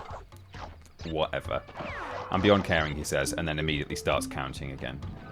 1, 2, 3, 4, 5, 6, 7, 8, 9, 9. What on earth? Don't read the chat when there's skunks coming at you. The weird stuff Naughty Dog had to do to make this game work is puzzling the emulator. Yeah, it could be. They're using parts of PlayStation hardware that aren't accounted for by the emulator, maybe. Could be that. It's not that, but... Legitimately... You ever given your Crash game rankings before? Oh, as in, have we ever done a ranked list for it? Or have I ever given my personal ones? Well, to be fair, I've not played enough of them to give a broad... So this is why we couldn't get the gem, by the way, the first time we came here, because we didn't have the green gem to ride on to get up here, to get these lives. I've not played enough of them to give a broad opinion. Oh, it did steal my lives, didn't it? I've only got 30 now. That's fine. So pretty much I've only played the original trilogy, Crash Bash, Crash Team Racing, Insane, Nitro Fueled, and Crash 4, and Wrath of Cortex. And I've played a tiny bit of... I think... Is Twinsanity the one where Crash and Cortex kind of work together a little bit? There's like a bit where you control the two of them in a kind of a scuffling ball, like rolling down a... Is that the one? Yeah. I've played that one, a tiny bit of that. So it wouldn't be fair to me for me to do a full ranking because I've not played them all. I don't think it would even be fair to necessarily give my opinions on Twinsanity, although perhaps the fact that I didn't continue playing it is at least somewhat indicative of the fact that I didn't enjoy it. Do you know what? It wasn't bad. Like, I can see why the Crash community do kind of hold that in some esteem. As later Crash games go, I think it is remembered a bit more fondly, particularly nowadays. It's got a bit of a cult following, and I can understand why, but it just wasn't. It wasn't Crash Bandicoot for me. I think it just didn't feel enough like a Crash game, and that's why. Do we have what we need for the Great Gate? Yellow. Cool. We can do this one. The writing really saves it. I've seen some cutscenes from it, and I do seem to remember enjoying those. So, yeah, I mean, in a sense, I'd put that somewhere down the bottom, just because, you know, I didn't really feel like finishing it. I'll probably play it again at some point. I'll probably stream it. But, yeah, that's not necessarily a mark of its quality as such. It's more of, you know, it's not a very Crash Bandicoot-y game to me, in the true kind of traditional sense. But man, how would I rank them? Oops, is that gonna? No, there we go. In terms of the original trilogy, from worst to best, for me. Not in terms of quality as such, but just how much I like them. I would put 2 as my least favourite. I'm not... Oh no! Damn it. Start again. I'm not keen on some of the level types in Crash 2. I mean, I could say the same about Crash Warped, because I really don't like the swimming ones in Crash 3. But yeah, I'm not keen on the sort of the B underground digging... plants that spit things at you levels in Crash 2. And I'm sure there's at least one other type that I'm not super keen on. So there's that. Don't like the jetpack ones. I don't like the controls of the jetpack anyway. It's got a great soundtrack, but yeah, so for those reasons, Crash 2 has always been my least favourite. It's a lot of people's most favourite. But yeah, we talked. I kind of spoke about this on the previous stream, but I don't mind the vehicle levels in Crash 3. I know a lot of people don't really get on with them very well, and that's why perhaps Crash 3 would come second to Crash 2 for them. But for me, I don't mind them at all. And Crash 1, although I appreciate it's obviously a much simpler game, the controls are a lot clunkier, it is harder to do the platforming. All those things in mind, there's something about it. It's just absolutely, like, I guess pretty much by definition, it's like the most pure, in some ways, the most pure Crash Bandicoot game of the original trilogy. It's just Crash Bandicoot doing Crash Bandicoot stuff. And I know that's, you know, I'm basically just saying, I like Crash 1 because it's the most Crash 1 out of all the Crash games. Well, yeah, okay, of course you do. Of course that makes sense. But, I don't know, I just like it for its pure Crash Bandicootiness. People really overlook Crash 1 because it's simpler. It really nails its aesthetic and has the most lore. It has the most lore, and In some ways, anyway. Yeah. Well, actually, in a lot of ways, because yeah, I really like the island hub world as an idea. I'm really glad that came back for Crash 4. You know, the warp rooms, while kind of fun in their own way, do not have the same, you know, sort of soul about them as the islands do. Now, I can't really go, although you're allowed to go back here, can't really break this box, can I? There's probably a way to do it, but I'm just gonna... not gonna risk it. Crash 2 Warp Room doesn't feel like an actual place. I agree. At least the Time Twister kind of feels like something, maybe. 2 as least favourite. Wow, that is a hot take. That is hot. Blazing take. Wow. I totally get it. I absolutely understand why most people would consider it their favourite. I can completely see it. But just for me... And, you know, the other thing we talked about on the previous stream is just how much it helps to have had a game as a child. You know, partly because of nostalgia, and also just because it feels a bit more like yours. And ones that you didn't have feel more strange. And there's definitely an element of that with my original Crash trilogy. I didn't have Crash 2 as a kid. I played it a bit later on. Not so much later on that it feels completely weird and like a pretender to me, but yeah, later. It does some things really well. Its snow levels are great. They're some of the best in the trilogy. I don't mean some of the best snow levels. I mean some of the best levels. Really like the polar bear. That's super fun. I really like the way Crash 2 is animated in general. I think it's better than Crash 3, but it's just not one of my games, and there's some things about it that I actively dislike to the point that they kind of put me off it a bit. And yeah, I can totally see why other people love it and consider it to be their favourite. I'm hoping I've got everything here. We'll see. I did it in 1 at least. The Warp Room in 3 makes more sense than the one in 2. Yeah, at least there's a... Oh no! Where was that? Is it behind the... Is it behind the wall? Warp rooms make everything feel more disconnected. Always like the continuous map, yeah.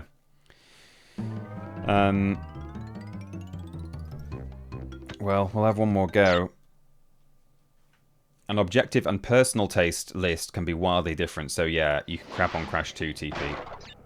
If I did an objective list, I wouldn't put Crash 2. I probably wouldn't put it below Crash 1. I would maybe try and make the case for putting it below Crash 3. Which I guess is kind of against the whole point of being objective. But anyway, I can see ways in which anyone could justify... Whoops. Oh, I love when you can send the stuff up like that. That's crazy.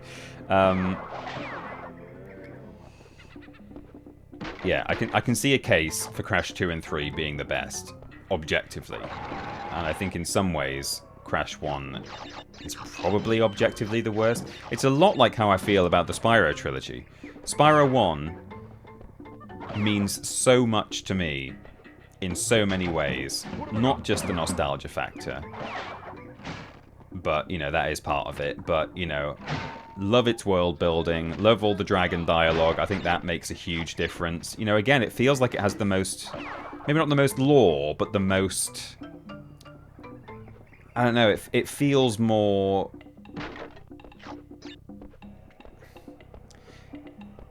like, less sporadic, would that be the word, maybe? You know, in a kind of a Crash 1 way, where it feels like Crash goes from one level to another on an adventure, with a reason, you know, in a nice, connected, continuous way. I think Spyro 1 feels the most like that out of the 3.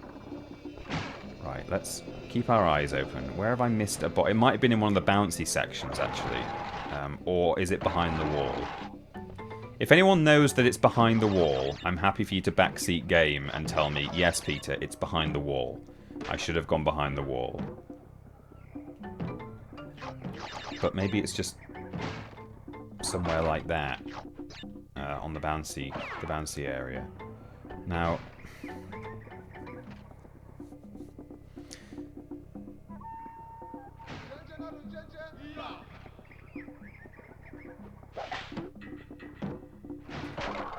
You can bounce off crates as you spin them, or spin crates as you bounce off them.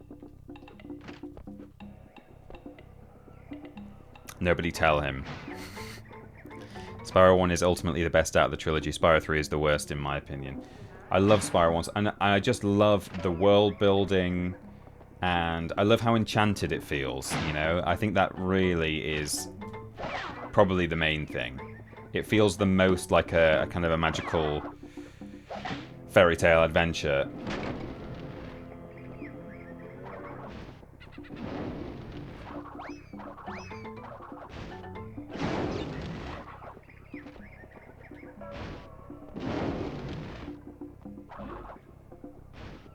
I'm fairly sure it isn't behind the wall. I think that's only Native Fortress where you have to mess around back there. Yeah, I don't think it is. Did I just... How have I missed the box?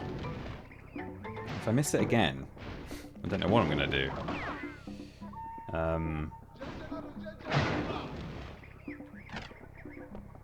Ooh! Jeez.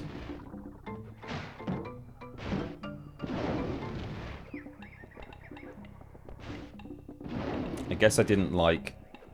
Well, I don't mind it in some ways, but by a certain measure... Oh. No, this is where you come out again, I guess. But by a certain measure, I didn't like so much the way that Crash 2 and later... Spyro 2 and later Spyro 3 introduced sort of, you know, robots and UFOs and stuff like that.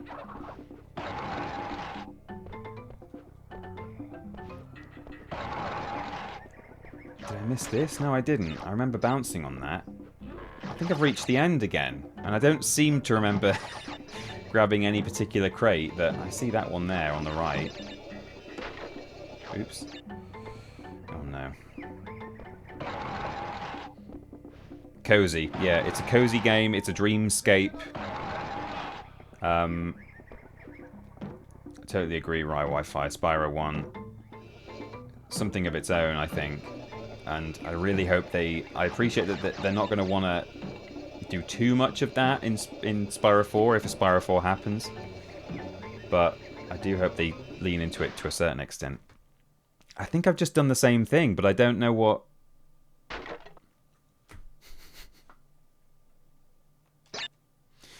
Well, I might move on.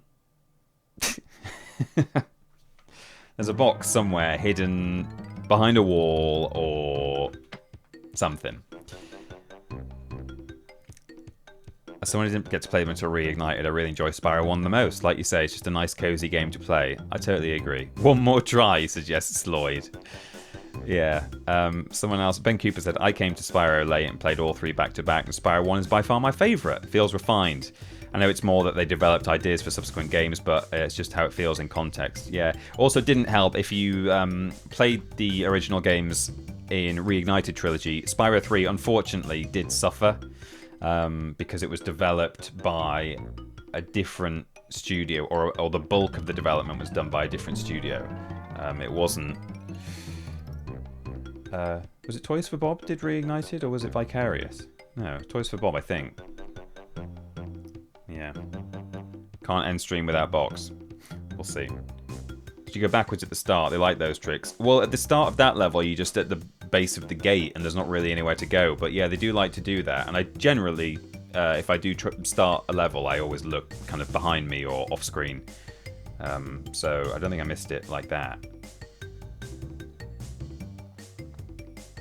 Yeah, so Toys for Bob did all of 1, and I think all of 2. Or at least most of 2, and then a lot of 3 was farmed out to a third party, and they didn't do as good of a job, or at least less time was available for them to work on it than there was for Spyro 1 and 2. Right, upstream, do we have what we need for this? Because this does require... It requires the orange one, which we get from the generator room, so we've not got that yet. Papu Papu, Rolling Stones, requires blue, which we don't have. Hog Wild. Native Fortress requires red, which we don't have. Up the Creep, Peru, Lost City, we got that. Temple Ruins. Doesn't require a coloured gem, seemingly, so we must have just died.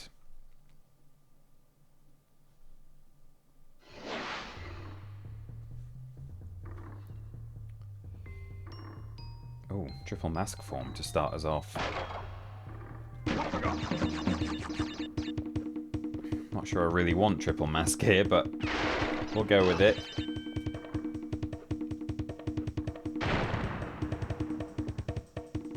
Oh, whoops, that was close.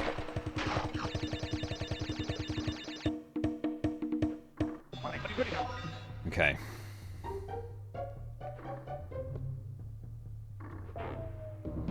Now, I managed to do a reasonably good job in whatever it's called, Jaws of Darkness, so I don't really have an excuse for doing badly here.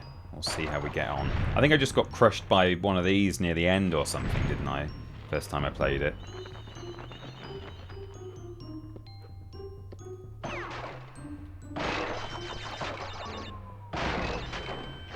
So, yeah, I kind of feel that way about the Spyro trilogy, the same way I feel about Crash. Although it's the other way around. It's not Spyro 2 that's my least favourite. It's Spyro 3.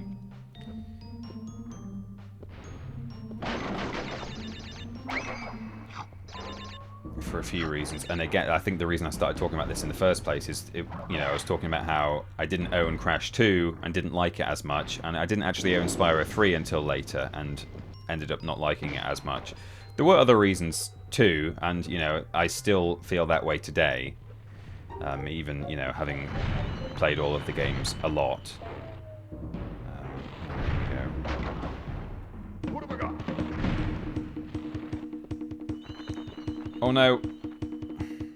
The thing wasn't ready for me. I'm just going to waste my mask standing here. Okay, there we go. No matter. Oh no! God damn it, I got caught on the fence. Snagged.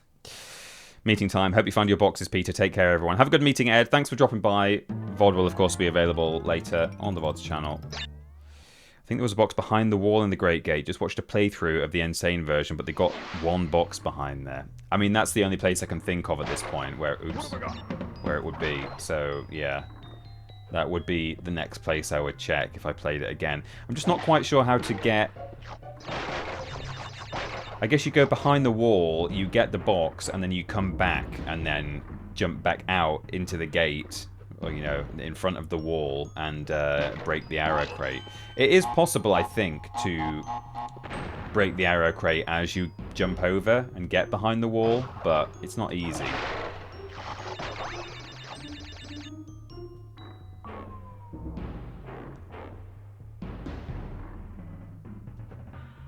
Save dropping out and back in. Would it be worth save stating at the start of levels?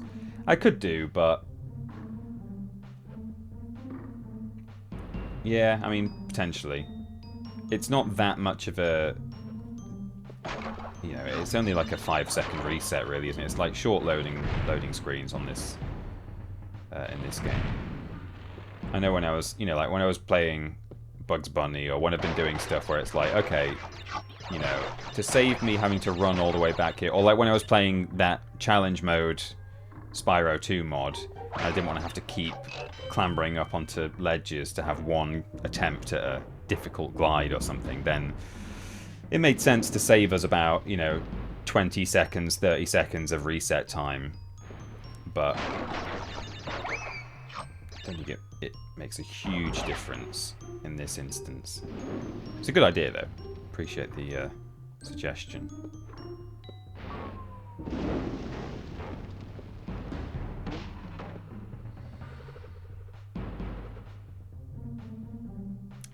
Do. Lord Brotovich is on fire with the commands there. What have I got? Right. This might be where I died. Ooh, where I died on my... oh no! When I first came here, I think that spot I do sometimes die at. Because you've got to time it so that the thing that you're standing on doesn't drop away before the one you're jumping to is unavailable. Oops. What have I got?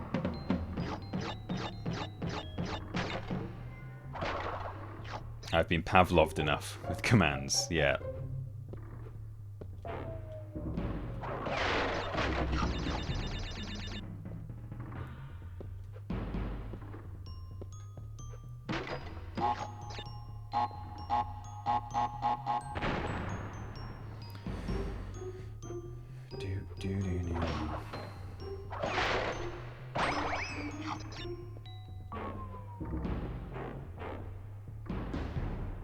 I beat Spyro 1 for the first time last week. Your VODs gave me inspo. Oh, that's nice. Lovely. Yeah, I played it backwards, didn't I? Did you enjoy it? Have you played any of the other Spyro games? Or was it your Spyro debut?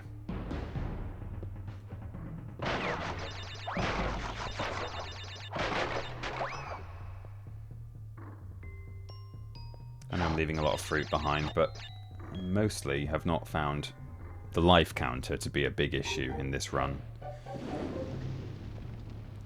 I am, of course, dying occasionally, but not to the extent that lives are really a desperately finite resource. I mean, I've hit 99 lives several times, haven't I? Okay, here we go. Right, we're back here again.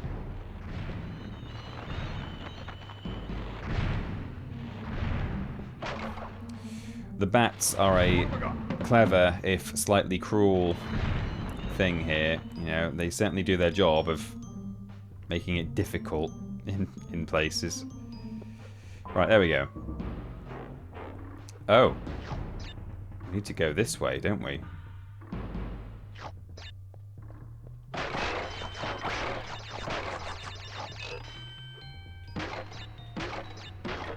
Okay. I missed that entirely, didn't I, when I came here the first time, because I was on triple mask form. So I would, even if I'd got to the end, I wouldn't have got the gem. So good job I died, really.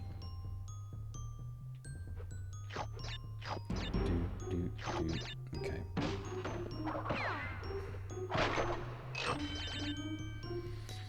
It was my debut. I'm on 2 now. Oh well, I hope you enjoy it.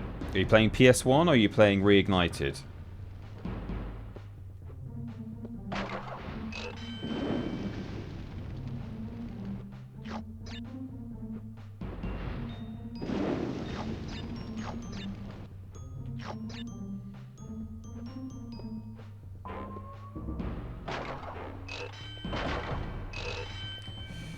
Okay, here we go.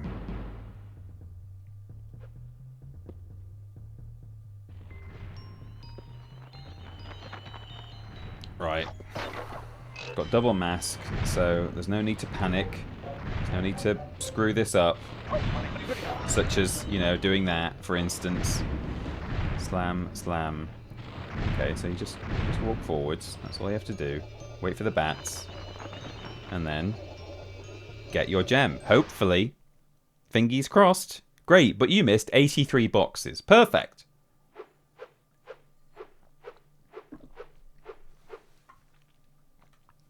You're doing incredibly well, aren't you? What a sexy player! Reignited on Switch 2. I gifted myself for my birthday. Apparently it looks really nice. It looks pretty much as good and as sharp as like the Steam version. So I've heard. I've not. The results have been incredible. Incredible. I've not been hands-on with the Switch 2, but I've heard that the Reignited version, the Switch 2 version of Reignited, is really good. Looks nice and sharp and so on. Right, Road to Nowhere requires the red gem, which we don't have. We get it from the Lost City or from Slippery Climb, but it's different in the NTSC-J version, but we're not playing that. Boulder Dash, we need, I think, the blue gem for, right? No, purple, which we don't have. That's fine. Sunset Vista does not require a gem. It's just really hard to do it in one. So we'll see how we get on here. It's so good, I'm thoroughly impressed. Even Fallout 4 plays ridiculously well on it. Oh, really? Oh, that's good to hear. Yeah, I've not really, since it came out, actually looked into reviews of it or, you know, heard people's opinions. I heard, you know, stuff in the lead up to release, you know, claims of how well it would run and what was coming out on it, and, you know, I kind of thought, oh, is that going to run well, and how's this going to look, and, you know, all that kind of thing. But that's good to hear that it's doing a good job in your experience.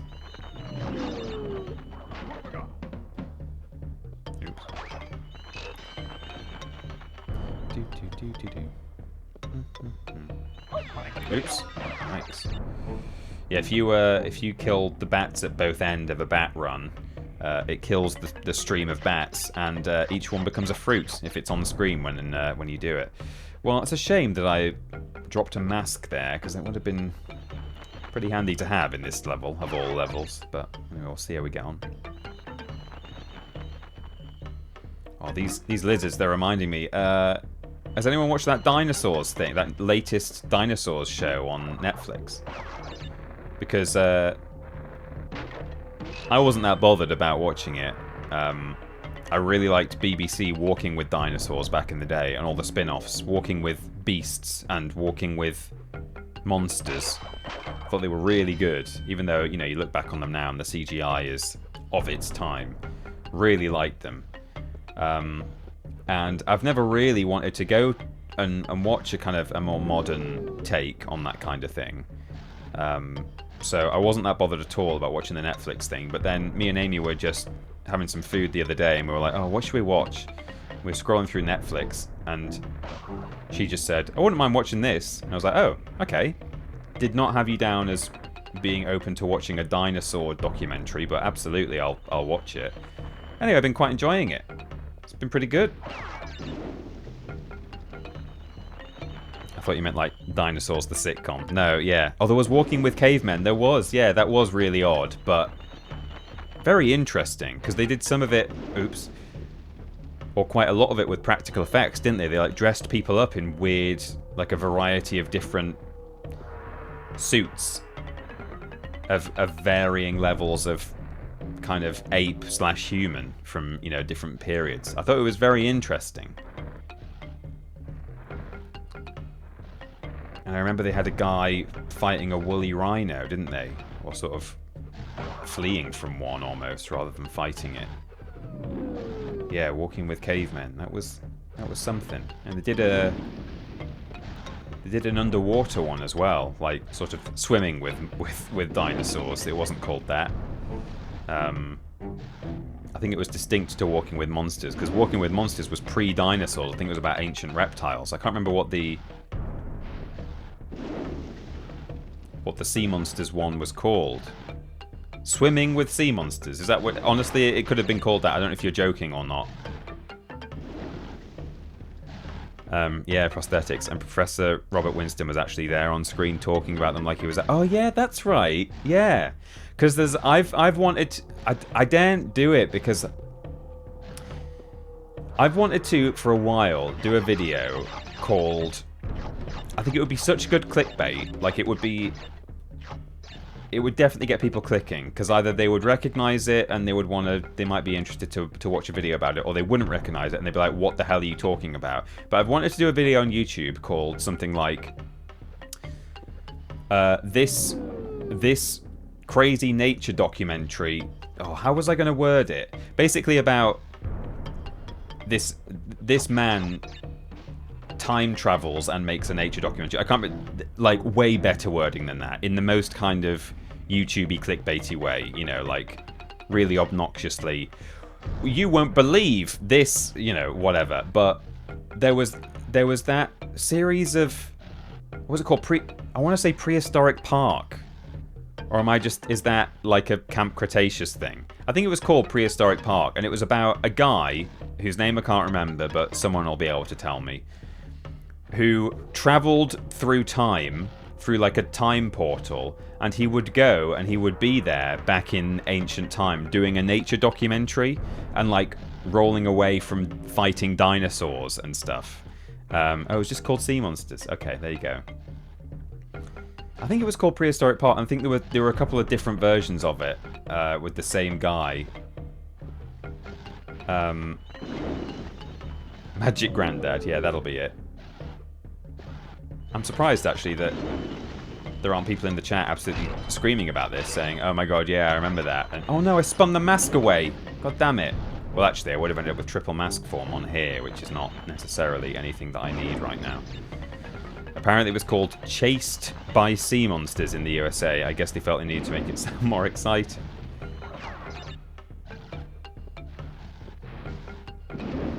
Anyway, this man would be... I think it was made with the same technology that they went on to use for Primeval. I might be making that up. Or maybe it was just the same technology as Walking with Dinosaurs. Or maybe they're all one and the same. But...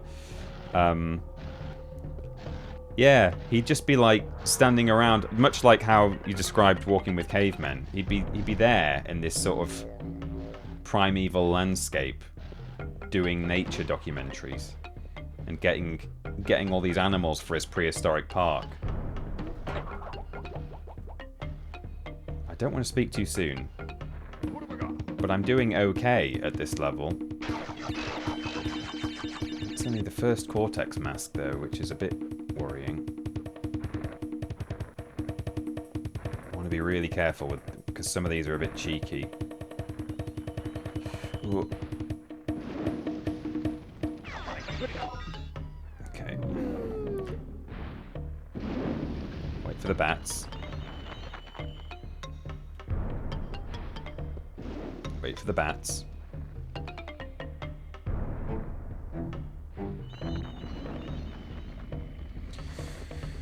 Okay.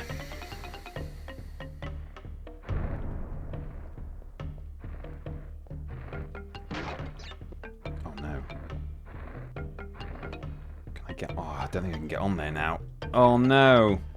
We can't get our Cortex mask. Or can we when they're really low down? I daren't... When they're at their very lowest, can I... No, I can't. Well, we will have to eventually come back here and do Cortex, but I'm still, at the moment, I'm on for the gem, so we'll carry on.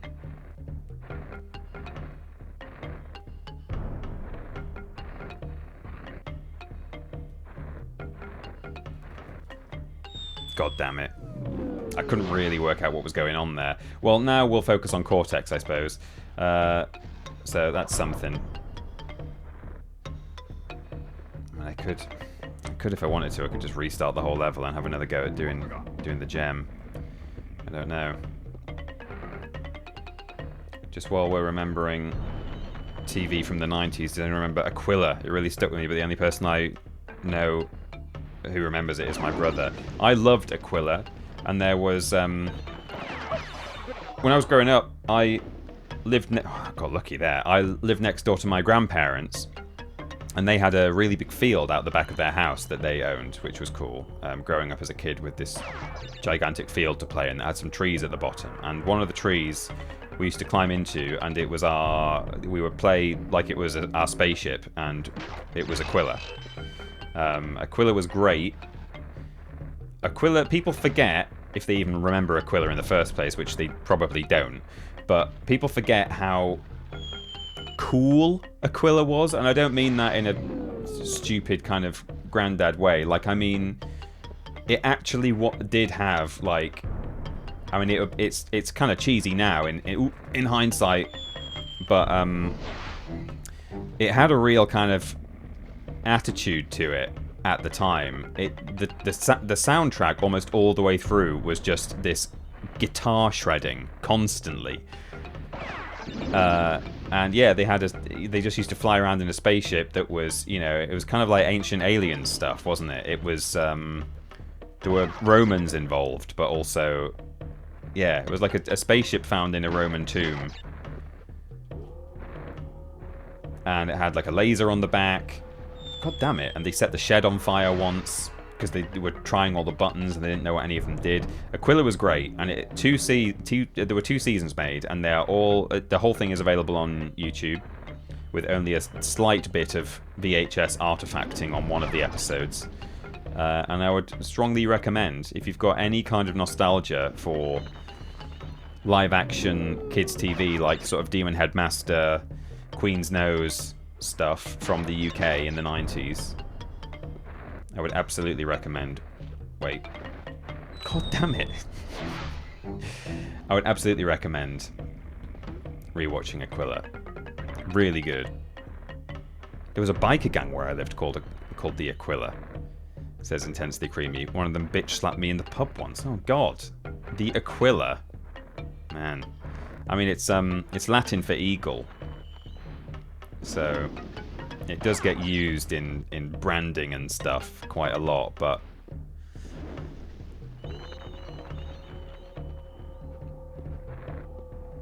Licat volare si super tego maquilla volat. Yeah, they would chant at the start of the theme tune.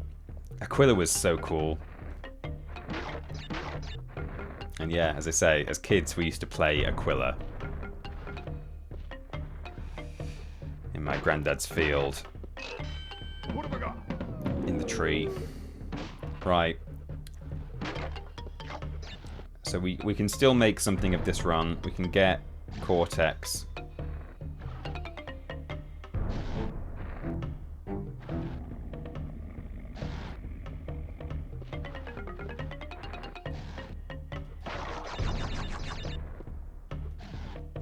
Anything up there? No. Okay.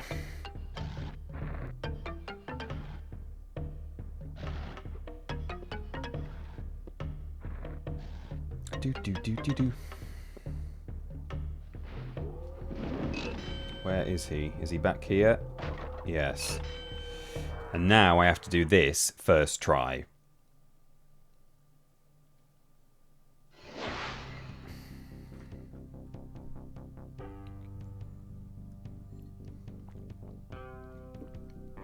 Are the Cortex masks important for the 100%? I don't think so. I don't think the crate count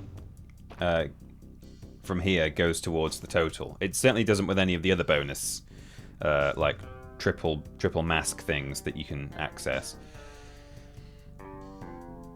It's going into these things blind. That's what is so tricky. You just don't know what's coming, and usually there's a TNT that's about to explode, you know?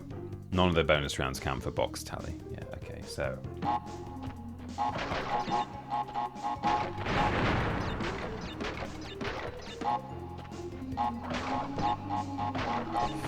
Oh no. Oh, jeez. Key. I was lucky there. Hello, Devil's Advocate Productions. Nice to see you. Christ. We made something of this run through whatever this level's called, Sunset Vista. And we get to save the game as well. So we can use that key to unlock one of the 2 little side levels. I think it might be the Warthog one. For what? I don't know. But key! Yes, exactly. Okay, they're seemingly not flush with this wall. I thought they were, but they're not. Oh, but they're also not very far out. God, the depth perception is non-existent. There we go. God, there's a lot of this level, isn't there? Imagine if I'd still been on a single life. Still would have had a lot more to do.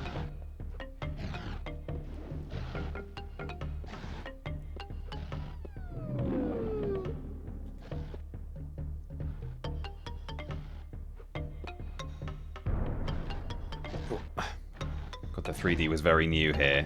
Amazing how well it plays. It does actually play very well, actually. Overall. And, you know, it was smart of them back then so early on to put the shadow directly beneath him. Like, we take things like that for granted now, but someone had to come up with it in the first place.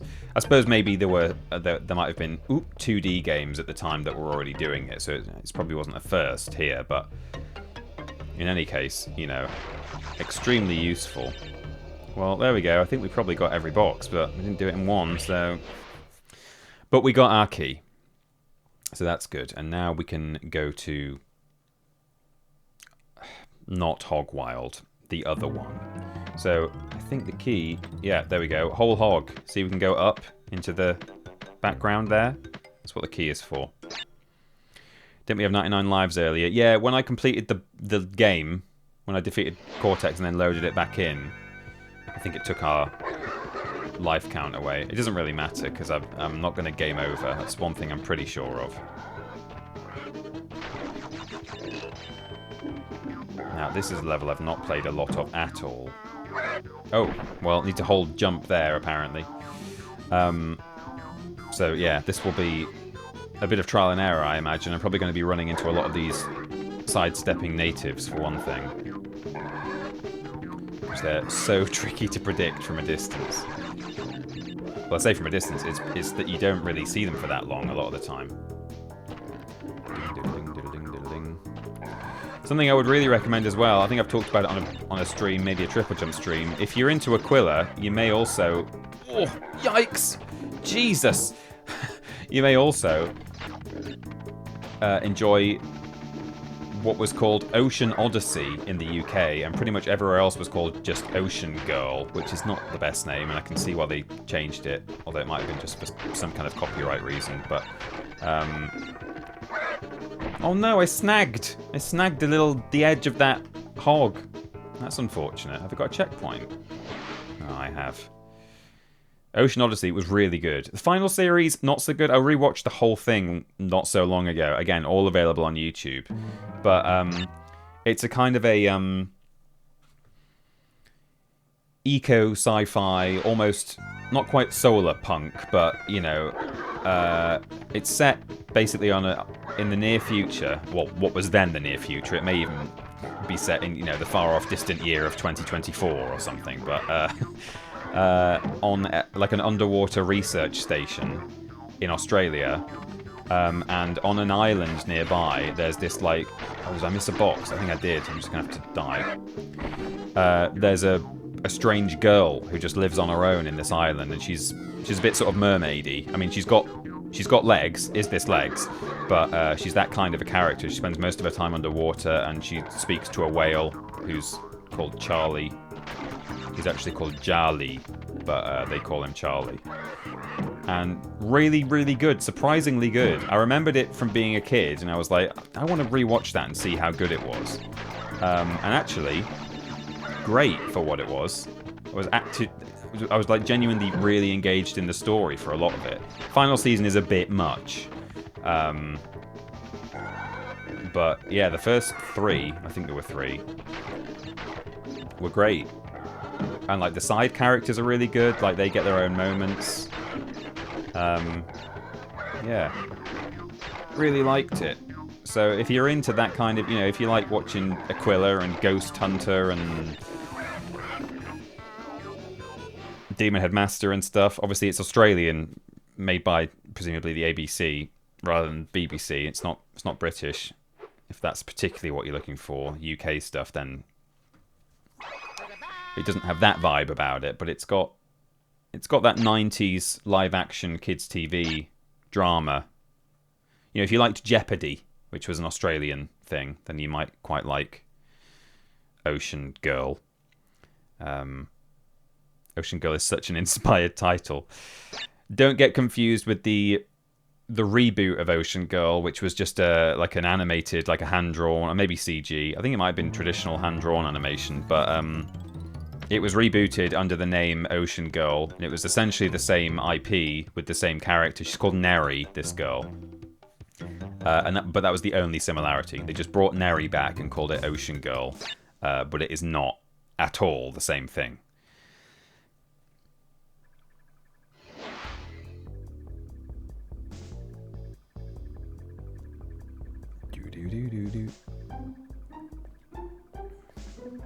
Ocean girl, girl of the ocean. Yeah.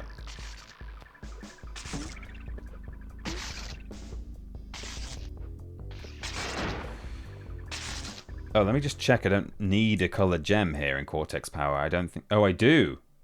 I do. I need the blue one, which we don't have. We get it in Toxic Waste. I'm glad I checked that. I was going to say, because we played Cortex Power, and I think I actually did all right on it. But clearly I couldn't get something. So, Generator Room... doesn't need a colored gem. So we should, in theory, be able to get this. Oh, yeah, this is the one... Hang on, this does need a gem. Oh no, Cortex Power. Yeah, that's what I'm thinking of. I get these two mixed up all the time. Right.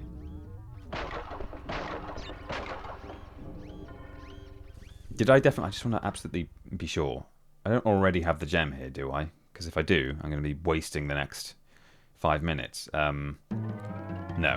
I clearly just died the first time I played this, because this is a tough level. Yeah.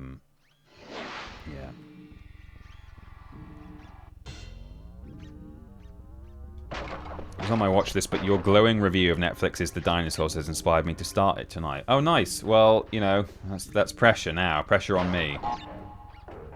Nothing up there. I did see one... I've got 2 complaints, and they're not big ones, so I'm not saying don't watch it, because actually I've got complaints. I'm just saying, you know, to go in fully informed. I would say one complaint is that... the way they've chosen to structure it, which is not a terribly bad thing, but it's just a little bit jarring at times, is Morgan Freeman, who narrates it, will say, here's what the world looked like in, you know, the year 200 million BC, or 200 million years ago. And then he'll say, and, you know, this is how this dinosaur, or these, like, 2 different dinosaurs evolved to live at this period of time. And then generally you'll see some dinosaurs hunting each other. Occasionally you'll see a bit of mating, or you'll see perhaps some kind of natural risk, you know, danger that they had in their life, like some kind of natural disaster. But mostly it's dinosaurs fighting or preying on each other. And then after you've seen them, he'll say, but the world is changing. And then he'll say, you know, there were floods, or there were volcanoes, or there were earthquakes, or the composition of the atmosphere changed, or, you know, any number of things happened. And then the world changed dramatically, and so all the habitats were different, and then here are the dinosaurs that adapted there. And then you'll see some more dinosaurs fighting, or whatever, and then he'll say, but then the world changed, and then the world changes again. And so it's just a bit like, oh, okay, right, the world's changing now, okay. And it's like he's trying to make the case for the fact that, like, oh, these dinosaurs adapted to live in this new world. And then no sooner has he told you how great it is that they adapted, and, you know, wow, isn't nature amazing and evolution? He'll say, but there's a threat that's gonna ruin their life, and they're not long for this world. And then the world changes again. So it's just a bit like, whoa, okay. All right, Jesus. You don't really get to stop in one ecosystem for any length of time, which is, you know, as long as you know that's going to happen, that's fine. But I just sort of thought, wow, this is happening. It's happening a lot, you know. Whereas on Walking with Dinosaurs, it would be like an entire episode dedicated to a specific period of time and all the different species that lived in that particular ecosystem, you know. So that's one thing. And then what was the other thing? Well, yeah, the other thing is that it is generally about dinosaurs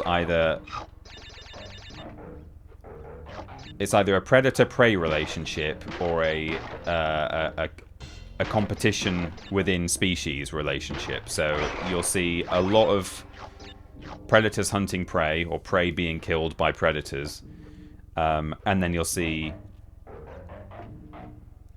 stuff within a species either mating or fighting, which again is fine, and it's what you expect from a nature documentary, especially one about dinosaurs. There's going to be a lot of sharp teeth and things eating each other, but you know, again, Walking with Dinosaurs, I think it did focus on a bit more of a breadth of stuff. Was there I feel like there was a platform way over there to the right. but I seemingly can't get to it. I'm sure I just saw... Oh, nice. Okay, cool. Look down there. Can I get there? With the? I don't have to do a blind jump down there, do I? Maybe I do. Any backseat gamers want to... I welcome you to tell me whether I just jump all the way to the right. It made Peter sad when some dinosaurs died. Nobody tell him. Did it? Have I told you about it? I mean, I do feel sad about when I see depictions of, like, sauropods kind of going, huh? And looking into the sky as a meteor tumbles down. I do feel a bit bad for them. I'm going to say yes, I don't remember though. That area isn't reachable. Oh, okay.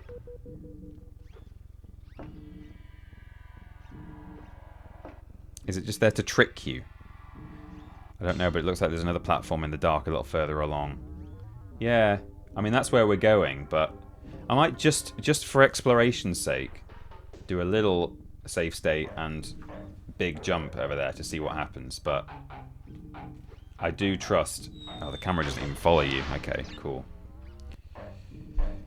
I did trust I'm Laughing to Death's assessment of that.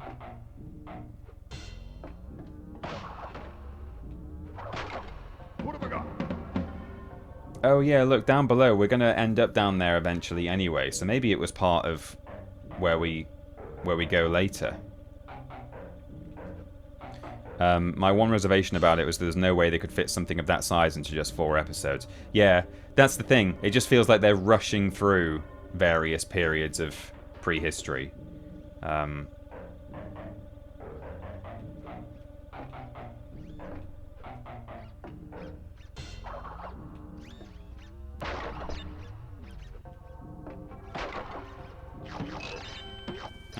Life up there. I remember as a kid feeling it was a little weird that it was still 65 million years ago that the dinosaurs died out, because I'd learned about it when I was 6 and now I'm 8. Why hasn't it ticked over into 66 million?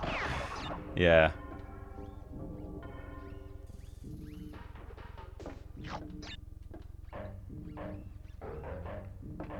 I think the platform we were seeing is like maybe somewhere along here. And so you get to it later, but you can't jump down to it. It might have been here, for example. Ooh, God.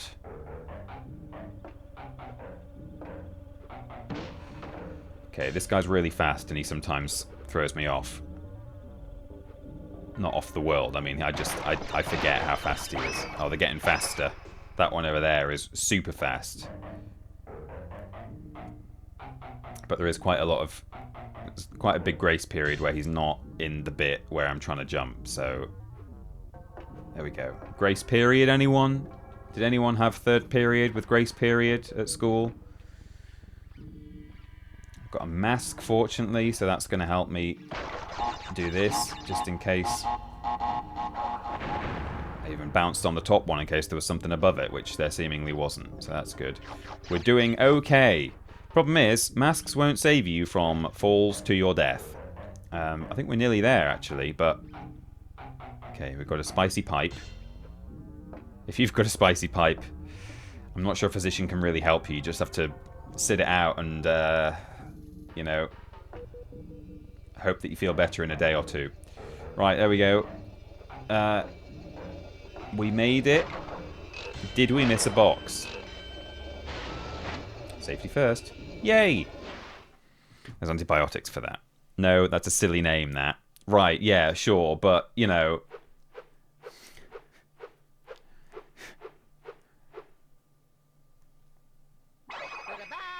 But Mr. Collectible, as in I missed a collectible, that's fine, right? Sure. Yeah, there was a Walking with Dinosaurs spin-off called Giant of the Skies. There was also Ballad of Big Al. And that was based on a specific Allosaurus skeleton. I thought that was a really cool idea, actually. So they found a complete, or almost complete, fossilized Allosaurus. And based on the injuries they could see on this skeleton, like, for example, I seem to remember it had a broken toe, or a fracture in its toe. Maybe like they'd seen evidence that it had had a broken toe and the toe had healed. And then they came up with this full... I think it was a single episode, but it was almost like feature length. It was like an hour long or an hour and a half. And they just told a story about one individual Allosaurus. And various things happened to it that... where it got these injuries, or like these different things happened. And then you could sort of see them on this skeleton in real life, which was a really fun idea. I thought that was really clever to focus on one individual like that. You like genuinely connect with this one dinosaur. And I think right at the end, I think it died in like a... on like the edge of a lake or something, and that is also, you know, that's what contributes to you being fossilized.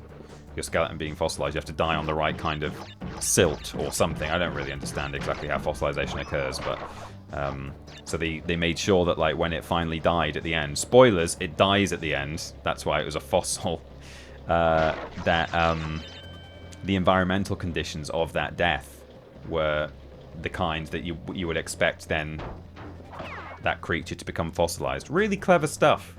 And, you know, cutting edge at the time.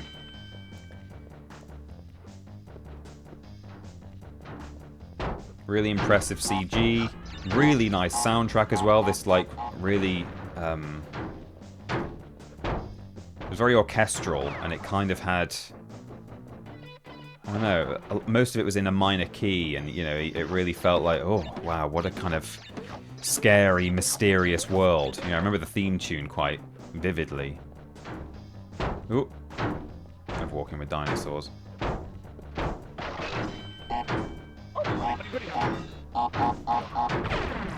Nice, okay. We're doing alright. Still got a mask as well.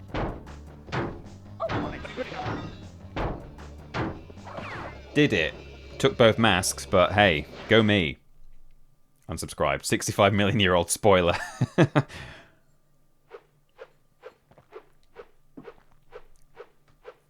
Mr. Cole Lectable is a bit better. Cole.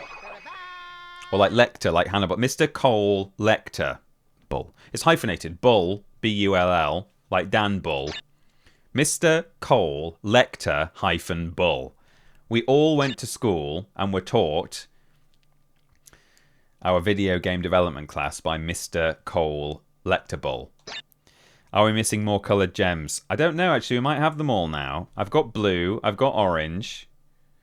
I've got yellow. I don't think we've got purple yet, have we? That you get that from Lights Out, which is a bit... yeah, we don't have purple. But we've got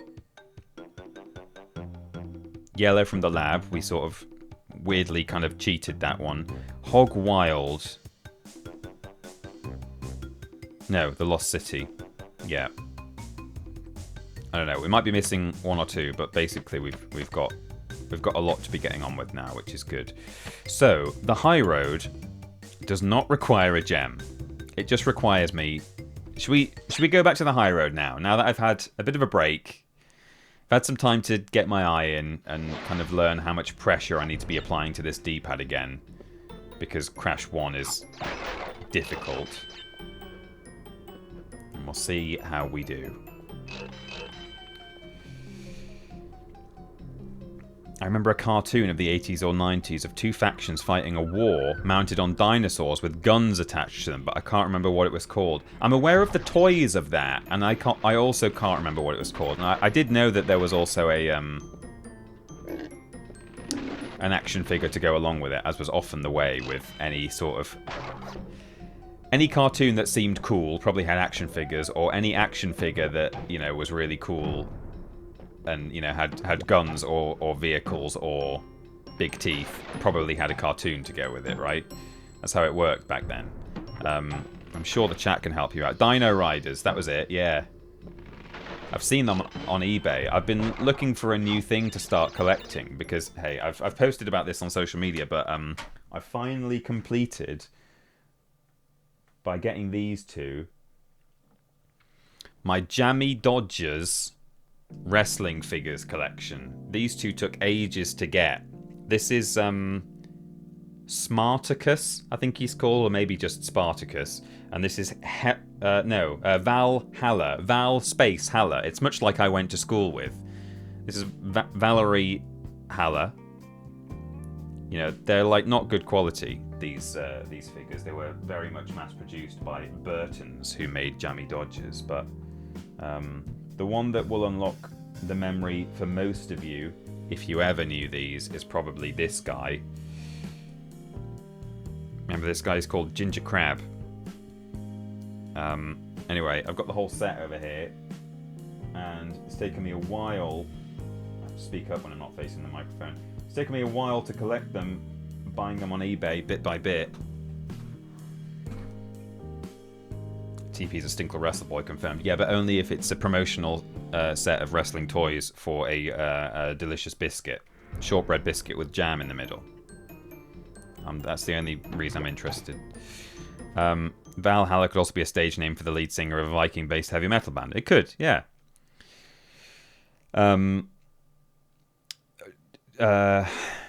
Show us the Trowling Badger minifigure. There is one. There is a Trowling Badger.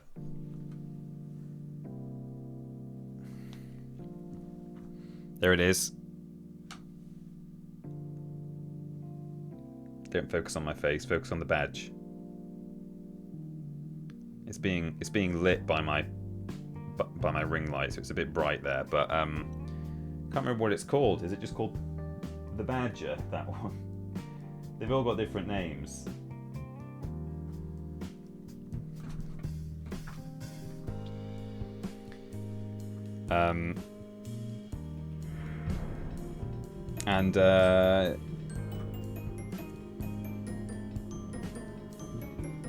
Careful.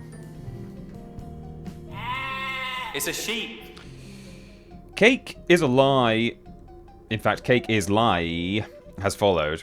I think that's what it said. It's gone now. Hang on. I don't have my tab open where I can look at old alerts. Hang on. Let's grab it. I want to get this right. You deserve your shout out. Absolutely and fully.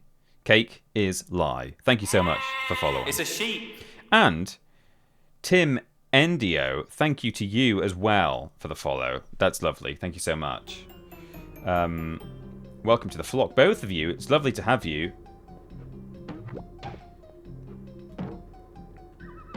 Anyway, yeah, that's it. That's what I was talking about. I'm looking. I've been. Oh, damn it! He was a bit too far behind, wasn't he? That turtle that I was trying to bounce on. Thank you for joining me.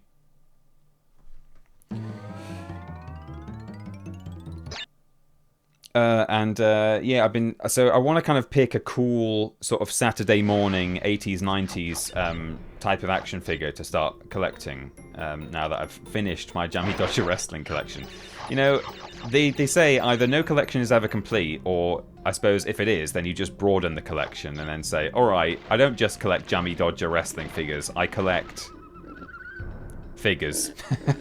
I need to come up with a new one. And Dino Riders is a good shout. One of the guys who I bought a Jammy Dodger wrestling figure from asked if I was also interested in purchasing some monster wrestlers or wrestler monsters in my pockets from him, because he had a bunch of those. I was like, at the moment, no, but honestly, I may well be in touch later. Ooh, yikes. I tried to bounce backwards towards that plank that had already broken. And then I panicked and I jumped to the right. Hello from... I'm hoping I'm saying this right. Is it Sphiax or Sphiax? Or maybe it's neither. But hello from Sphiax and his chat. Oh, well, thank you so much. Nice to see you. There's a few of you coming in, by the looks of it. Have we had a stealth raid? Is that what's happened here? Have you all been sent over to come and watch me play some Crash? I saw that one person was streaming Crash when I went live. Or maybe more than one, but there were you know, a few dozen people maybe watching the category. So perhaps that was you guys. Peter, how about Beast Wars figures? Beast Wars. I bloody love Beast Wars, but I've never thought about collecting the figures. Maybe I should. Oh my god, I mean that's... Why have I never thought about collecting the figures of Beast Wars? That absolutely ticks the box of cool Saturday morning thing that has action figures. I think I'm actually quite not averse to Transformers, but I have no particular affinity for Transformers, generally speaking. The fact that Beast Wars happen to technically be Transformers is purely incidental for me. It's that they can turn into... Oh, damn it. I'm getting these turtles are too far back when I'm turning them into bouncy things. I need to be being a bit more careful where I activate the bounciness.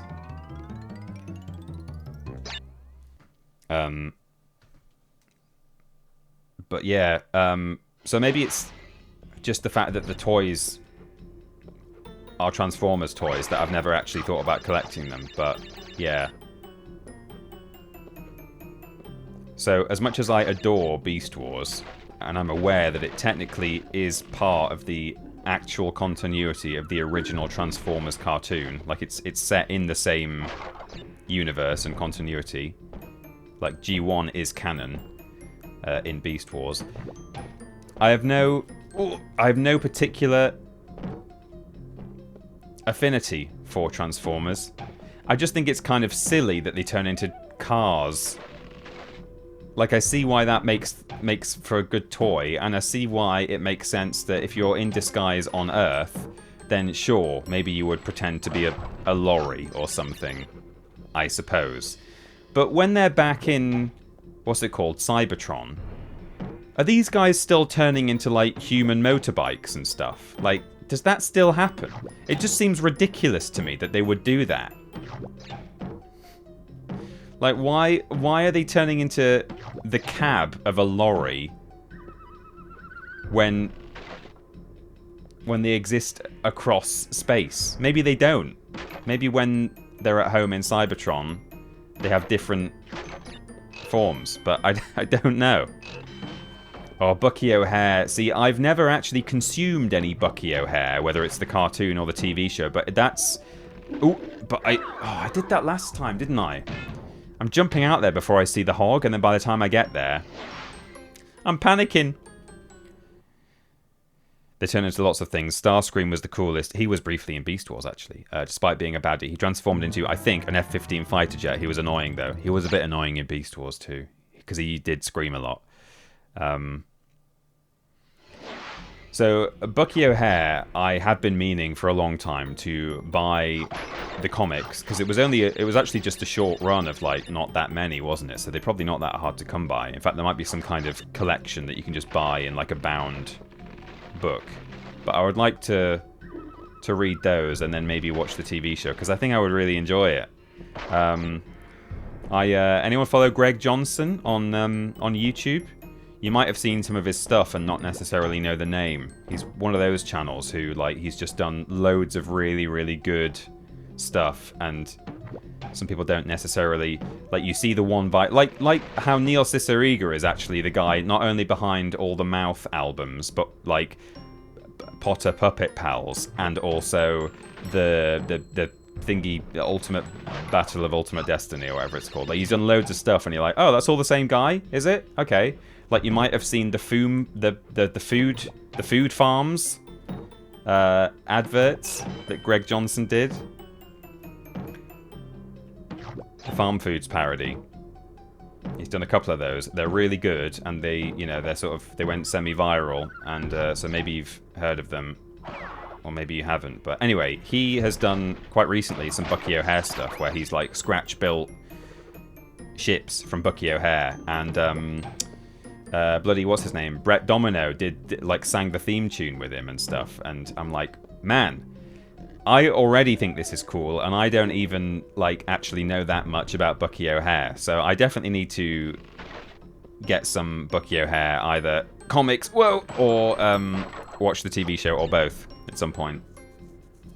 Someone once described Neil Cicierega as a serial one-hit wonder because of that. Yeah, that's who he is. That's like when you find out old Superduck videos, What Culture Gaming, Vidiots, and Triple Jump were all the same dude who did those Yogscast videos. Yeah, it probably is. I need to read some more chat here. I've been focusing too much on the high road. In Transformers lore, they do have Cybertronian vehicles / alt forms. Okay, that makes a bit more sense, Scarf of Jericho. I appreciate you for letting me know, because I would have... Yeah, I've always struggled with that. I have the DVD of Bucky O'Hare, says Trial and Badger. I need to buy that, for sure. The Michael Bay movies suggest they can scan an object to change what they'll transform into. Like, doesn't Bumblebee do that to transform into the new Camaro they were doing product placement for. Oh, really? I mean, that's how they get their beast forms in Beast Wars. They scan for nearby animals, dead or alive. So, yeah. I should maybe collect Bucky O'Hare action figures or something. Oh, Power Rangers. Cheese's Life. Speaking of Power Rangers and people scratch building. For those who don't know, scratch building is like building your own models or action figures or tabletop miniatures or anything like that. Like scenery, dioramas, out of things that weren't originally... You're not like building like an Airfix model out of pre-made pieces. You're building them out of trash, or you're taking apart toys and sticking them together to make other stuff. For those who don't know what scratch building is. But if you like Power Rangers, which, you know, I don't have a serious horse in the race for Power Rangers, but I absolutely, you know, I used to watch it a bit as a kid, and I think the Zords are cool. If you like Power Rangers, and you're not aware of Studson Studio, I love that channel. That is absolutely my just sit back and have a lovely time listening to a man narrate. There's the box. Up there, by the way. That's this box I've been talking about for all that time. It's off screen. He builds... Studson does some unbelievable things, says Bandicoot, but yeah, he does. Far beyond just Power Rangers. But at the moment, he is scratch building individual Zords from the... whichever series it was where they... Was it Mighty Morphin, where they had dinosaurs and, like, mammoths and stuff? He's building individual, transformable action figures of each Zord out of trash that will all eventually join together to make a transformable Megazord. I can't believe, like, the skill that is going into this. And... God damn it! Do I detect a tear of frustration? Fuck the high road, am I right? Studson Studio. If you... Like, definitely check out Greg Johnson's stuff as well. I use the bucket. And stick it over my head and never play Crash Bandicoot ever again. Studson Studio would probably use a bucket. Not doing very well, are you, me old pal? Do you really want to win? He would use a bucket and, like, an old Gundam. Do I detect a tear of frustration? Or Gundam. Is everyone laughing at you? He would get a little model kit of Do I the detect a tear of frustration? Is everyone laughing at you? Yes, everybody is laughing at me, and we're all having a great time. I am at least, you know what, I'm not going to lie, I'm kind of glad I chose to do 100% because it's taking me a while, which is good because, you know, when you do 3-hour stream sessions, if I'd done any percent, as we talked about on the previous stream, I would have actually got all the way through Crash 1 in a single stream, and I want this to last. I want to have a good time. I want to play some Crash Bandicoot and, like, chat to you guys about people making cool stuff on YouTube. Anyway, Studson is doing mental things. Building cool stuff on... Can I make that jump?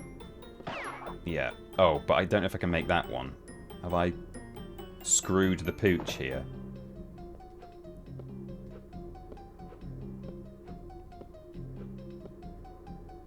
I might be able to make it when it's right at its...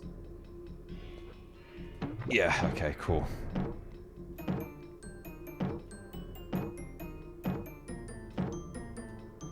So maybe go and, if you think you want to, like, check that out, but obviously not while I'm streaming, guys. Stick around. Then you should go and, like, sub to Studson now. At the moment, he's not uploading as much as he used to because he's just had a baby, I believe. But it's worth waiting for. It's one of those channels where they don't post very often, but as soon as it comes around, you're like, fuck yes. Let me get some snacks and sit back and watch him build a transformable saber-toothed tiger that he's going to stick to his transformable mammoth later. I can't wait to see it all in one piece. That's going to be wild. But yeah, Greg Johnson as well. He does some really cool scratch building stuff at the moment. A video 4 days ago. Yeah, it was the most recent one. That's partly why he came to mind, because I watched that one last night, I think, or the night before. He did the mammoth most recently. But yeah, if that sounds like it's going to be something... Like, I don't watch ASMR, but I definitely get that kind of experience out of it, as well as just thinking it's cool and it's funny as well. His edits are genuinely really funny, which, you know, you don't get out of a lot of people who are scratch building stuff on the internet. Like, a fair few of them are pretty entertaining, the way they cut their stuff together, but some of them are just relatively serious, and they're just like, okay, here's how I'm gonna make this thing. Okay, I think we might have made it, everyone. I swear to God if I've missed a box. Mr. Box. Thank God. But yeah, it's funny, but it's also not ASMR-ish, but just it's relaxing. He plays a lot of like Studio Ghibli music in the background, or is it Ghibli? I always forget. Someone always corrects me, and then I forget. Just relaxing. Bobby Fingers are the two funniest people on YouTube, and they happen to also be incredibly talented. I don't think I've seen any Bobby Fingers. I'll have to check Bobby Fingers out. Thanks, Cooley Wooly. That's now I know. Well, it's 7 o'clock, but I don't want to stop just yet. I want to like do a bit more streaming. If you guys want to stick around, I need to message my lovely wife and see what the situation is. But can I keep streaming for a bit, or do you want tea soon? 1000% fine if you do. I spent too long like talking about stuff. I can't stop now. Right. Lights out. I think I could do this one. Oh, but we can't get the gem in it yet because we need. Oh no, we need the yellow. We need the yellow, which is what we've got. Amy actually went out to a gym class anyway, so I don't even know if she's home. So, right. Hang on, I've not got my chat open. There we go. It's pronounced Ghibli. I've always said it was Ghibli with a hard G. Okay, cool. Amy should know, actually. She was a right weeb once upon a time. Big fan of, like, Sailor Moon and Naruto. To the point where, when I first met her, I probably would have thought it was inflected Naruto. But because I live with this weeb wife, she's not really anymore. I can't remember the last time she watched anything remotely. Oh no. Okay, we should be okay here. We look ahead. Remember what we can see. There we go. Good. We're fine. One Piece is my favourite anime. Have you seen the Netflix One Piece? Because I've been thinking about watching it for a long time. I don't know anything really about One Piece, but I can see that it's a bit... Oh, I've done it again. I've hit the mask down the line. I can kind of see, even from the outside, that it's a bit of a swashbuckling, piratey-esque adventure. That probably is really reductive and not at all... You know, if I really knew, then I'd know. But it looks like the kind of thing I would enjoy. So I've been meaning to watch it for ages. It's very good, says Mr. Black. What, the live-action one? I bet she went to school with Annie Mae, too. See, that one's a good one, Lord Brotovich. Those are two real names. So I really enjoyed the Netflix One Piece, but never watched the anime. Oh, okay, well, there you go. I have some sympathy for Naruto, because I'm sure that's how the TV promos said it over here. They probably did, didn't they? Yeah. I quite enjoyed the live-action One Piece. Okay, cool. Well, I've got all these recommendations.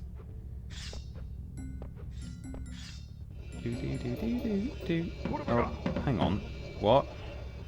How come I can hear the exit? I don't have to... But surely there are some boxes ahead. Or are there not? Have we got the last... Right, so he's going to say yay, and then he's going to leave. Is it going to say, but you missed some boxes? Oh no, okay. I guess there just aren't any after that gem. Okay, that's interesting. Jump down. No, that's all the boxes. Da-da-da! I've got the purple gem. Look, it's asymmetrical, that one. Well, it's still symmetrical, but it's only got one line of symmetry. So, that's fun. Cool. Well, that's good. I can hear that Amy is around. downstairs. Maybe she's only just got back. Might phone her. Not actually speak to her on the phone, but just... You ever do that? Do you ever phone your partner just to... So that their phone rings and then they see that they've got a message from you? Oh, hello. I've sent you a message, but I'm live on stream, so I'll leave you to read that. Okay. Bye. Bye. I love you. She's gone. I do love her though.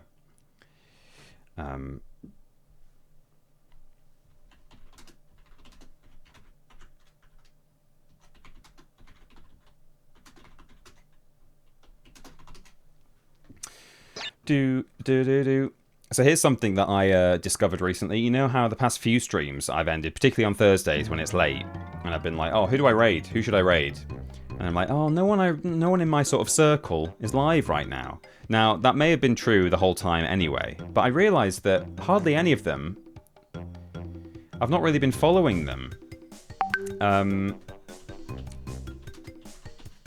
I've only had, so I've got like I think I've got recommended channels on my Twitch channel, which has a whole bunch of those people in it, but there weren't many of those people that I'd actually followed their channel, because I don't use Twitch, I only stream on it. I don't actually sit and watch a lot of Twitch, so I hadn't followed those channels. And when I've been looking to see who I can raid, I've been looking in the list of people who I follow. So I've had a smaller pool than perhaps I should have had, if you see what I mean. So there may have been people who I know and love, who have been streaming when I've been saying, oh, who can I follow? Who can I raid? And I've just not realised because they weren't on that list. So I've followed a bunch more people now. And so it'll be easier to raid some people.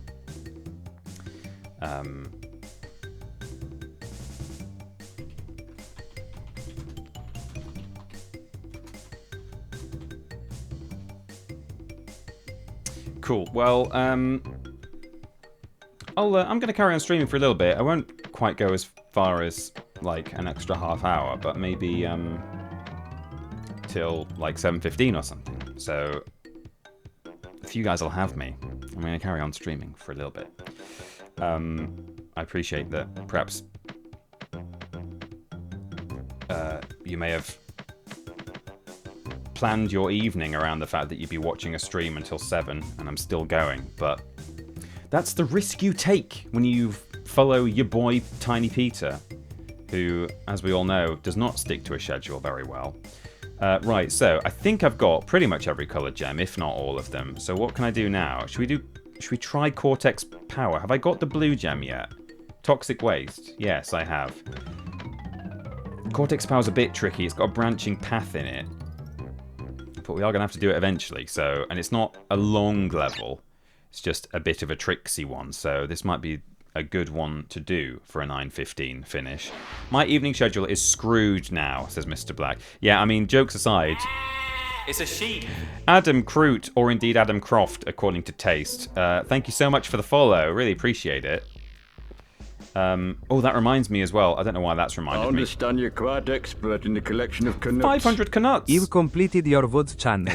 Thank you for keeping me distracted during work. Vinza Delling, if I've said that correctly. Thank you so much indeed for 500 bits. That's very kind. Appreciate you completing the VOD's channel. Well done. Of course, there will be a new VOD tonight or tomorrow when I've got this one uploaded. And two VODs every week. So if you can't catch the streams, there'll be more for you to watch in time. But I really appreciate the canuts.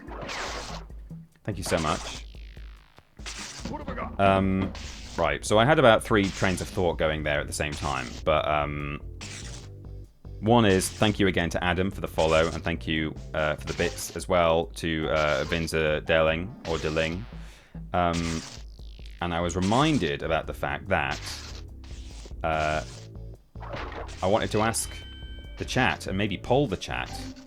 Oh yeah, that's what it... Hang on, let me say the other thing first. Mr. Black reminded me to say that, jokes aside, mods, do not feel that you have to stay. I mean, you never have to be here anyway, necessarily. There's no pressure to be here, but particularly on this occasion, given that I'm running overtime, please don't feel the need to stay and mod these people. In fact, you know what? Leave. They want to be able to swear, and it's your fault that they can't. Right, okay, hang on. We've got triple mask. I don't know if I really want this, but we'll go for it. What have I got? Yes. But the other thing that I was reminded of, and maybe we can do a poll for it, is what I should stream on Thursday. So it basically, I think, based on sort of polls and things that we've already done, has kind of come down to either Haven Call of the King or Hogs of War. Now, Hogs of War got a couple of comments on the last stream where I said, hey VOD Squad, if you want to say, of course, please do leave a comment. Didn't get any particular mentions of Haven, which is fine. And that's not to say that, I mean, Haven came second in a poll, I think, like, quite recently, so it's not like it doesn't have its own fans. And I'll certainly play Hogs of War and Haven eventually. Oh, Jesus, I thought I could run over that, like the one in Sanity Beach, but no, I can't. Okay, let's have another go. But perhaps we could do a poll, if one of the mods would be so kind as to do a poll right now of Hogs of War or Haven. What would you like us to play on Thursday? In terms of Hogs of War, I could either play just a straight campaign through Hogs of War to begin with, or I could jump straight in with a Pinstripe mod. Pinstripe, of course, is a big name, arguably the biggest name of them all in the Hogs of War community. And I've spoken to him a little bit online, so I could potentially just, if there's anything I needed to speak to him about and ask him about the mods and things, I'm sure I could get a hold of him, which is nice. He appears to be a reachable man, which is good. But yeah, as well as doing just really good stuff for the community in general and doing lots of interesting videos about Hogs of War, he has modded the game and created multiple different extra campaigns using existing levels, and I think maybe he's used some of the cut maps, or he's like used multiplayer maps and like inserted them into a single player campaign, and I think he's like changed objectives and things. I don't quite know what he's done, but he's done like 4 different mods, 4 different campaigns, so we could play any one of those. But I just wonder whether to, if Hogs of War did win, whether I should start with the basic game, the standard game, so that then later, if and when we play a pins mod, people would then know, kind of, they'd get a better appreciation, I suppose, of some of the cool stuff he'd done to change it. I don't know. But anyway, we've got a poll in the chat right now, so vote whether you'd like to see Haven Call of the King or Hogs of War on the next Thursday streams for some weeks. Oh, the fruit does come back down, even if you move out of the animation. That's fun. Right, I feel like maybe I should grab that checkpoint first, and then I definitely need to do the backtrack and cross the... Oh, do I need to... Do I need to go this way first? Back, forward, back, forward.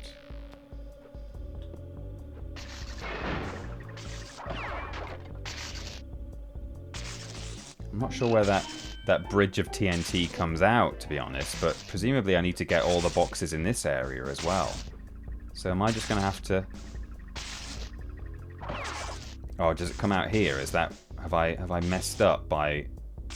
Oh, okay. I could maybe do it backwards. If I dare. I've got 2 masks, so... But there'll be some blind jumps to do, which is the scary thing. Okay, like these guys, I might get hit here, but...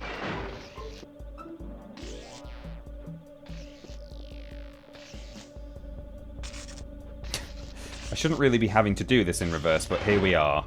So, I'm going to run past these guys and then set the TNT bridge off. And I think that's going to blow the whole thing up.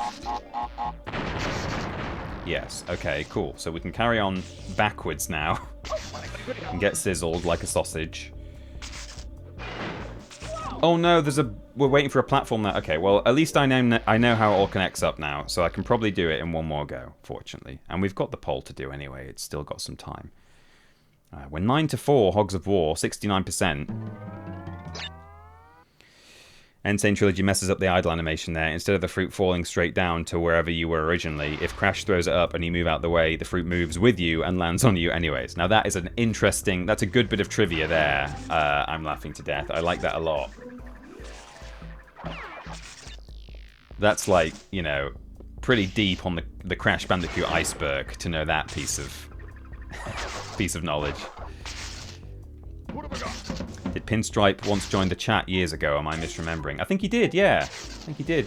Possibly when I was doing a Hogs of War run on a triple jump. But yeah, very nice guy. And he's part of the team, the small team, but a team nonetheless, who is working on the Hogs of War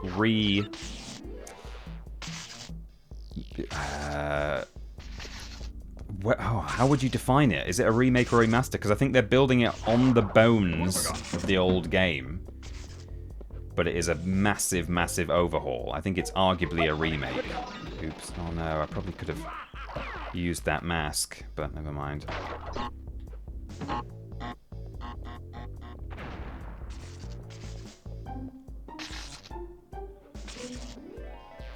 So yeah, he's now on the dev team for Hogs of War. I want to say Reheated, but is it still called that? Hogs of War. It's had two different names over the years.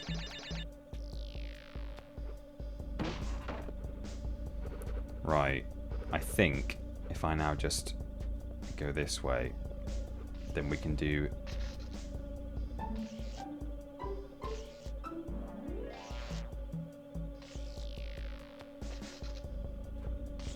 Do this bit forwards, which is probably for the best, and then we just need to do a little bit of it backwards when we get to the other end of the gem path, the GEMMA path. Is it just me, or is it weirdly satisfying when you spin an enemy and it takes out another enemy? Oh yeah, that's very satisfying. It's not weird, it's real. Okay, there we go. Right, we crossed the bridge. We set the TNT off.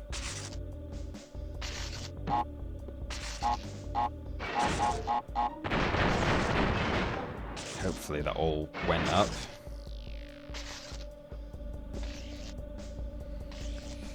Rehog, rehamster. It was reheated and lardcore. That was it. I think it's now reheated, but originally was going to be lardcore, or was not even going to be lardcore, but was just sort of referred to as lardcore. Would you consider a medieval run in the future? I'd certainly consider it. I've never completed medieval, not even the... I did get the PS5 version, and I never finished it. Right, so now we're at the other end. Oops. Oh god, okay.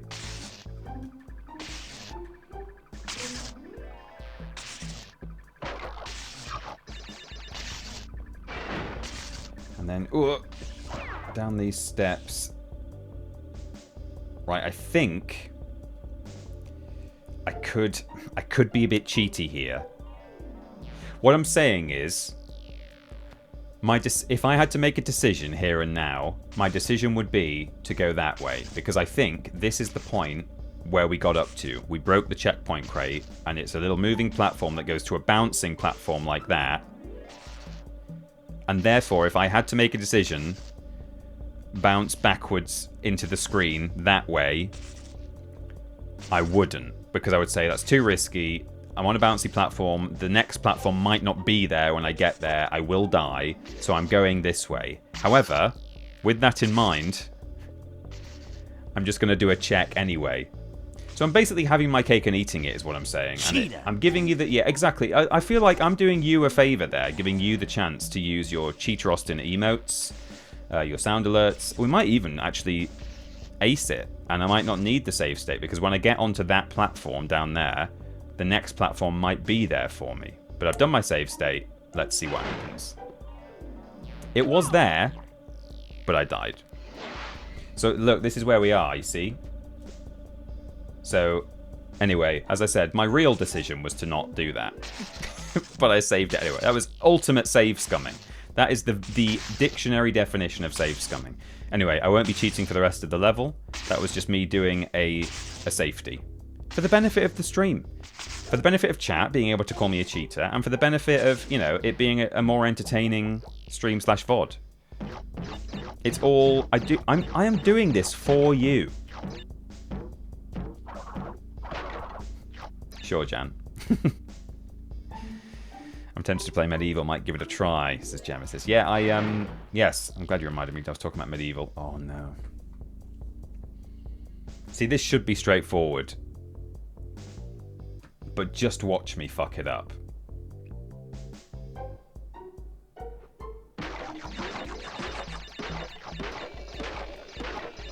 Hell yes. But did I somehow miss a box in some kind of branching path? Let's find out. And it's now time to finish the stream. Perfect. Okay, cool. Well, that was worth it. It was worth being a cheater.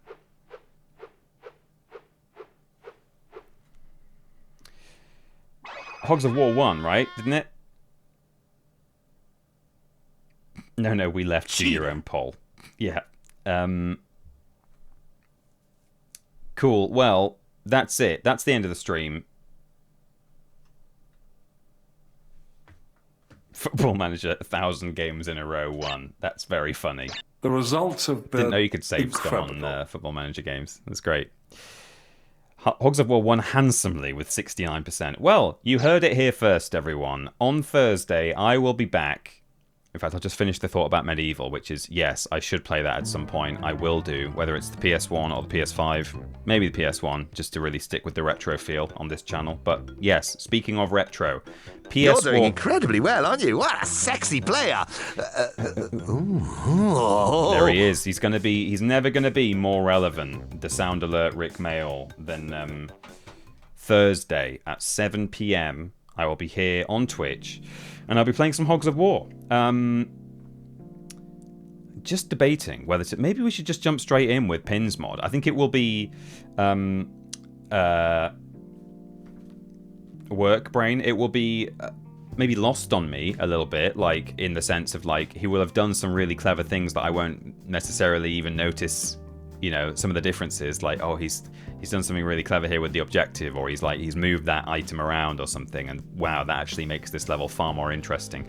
Some of that might be lost on me, but whatever, we'll have a good time. And if you know Hogs of War very well, better than me, then you'll probably understand some of the cool stuff even better than I will. So, but in any case, it will be fun. So we should play some Hogs of War on Thursday, 7 PM. Please join me for either the base game, but probably one of Pinstripe's mods if I can get them working. I will probably shoot the guy a message and just see if I can maybe ask him to recommend one of the many mods. Perhaps one that... Because he and the community operate at a very, very high level of Hogs of War skill, and he might have made the mods intentionally difficult as to be more of a challenge for the community. And, you know, maybe I need to play the easiest of whichever ones he's done. So that's probably something I should ask him about.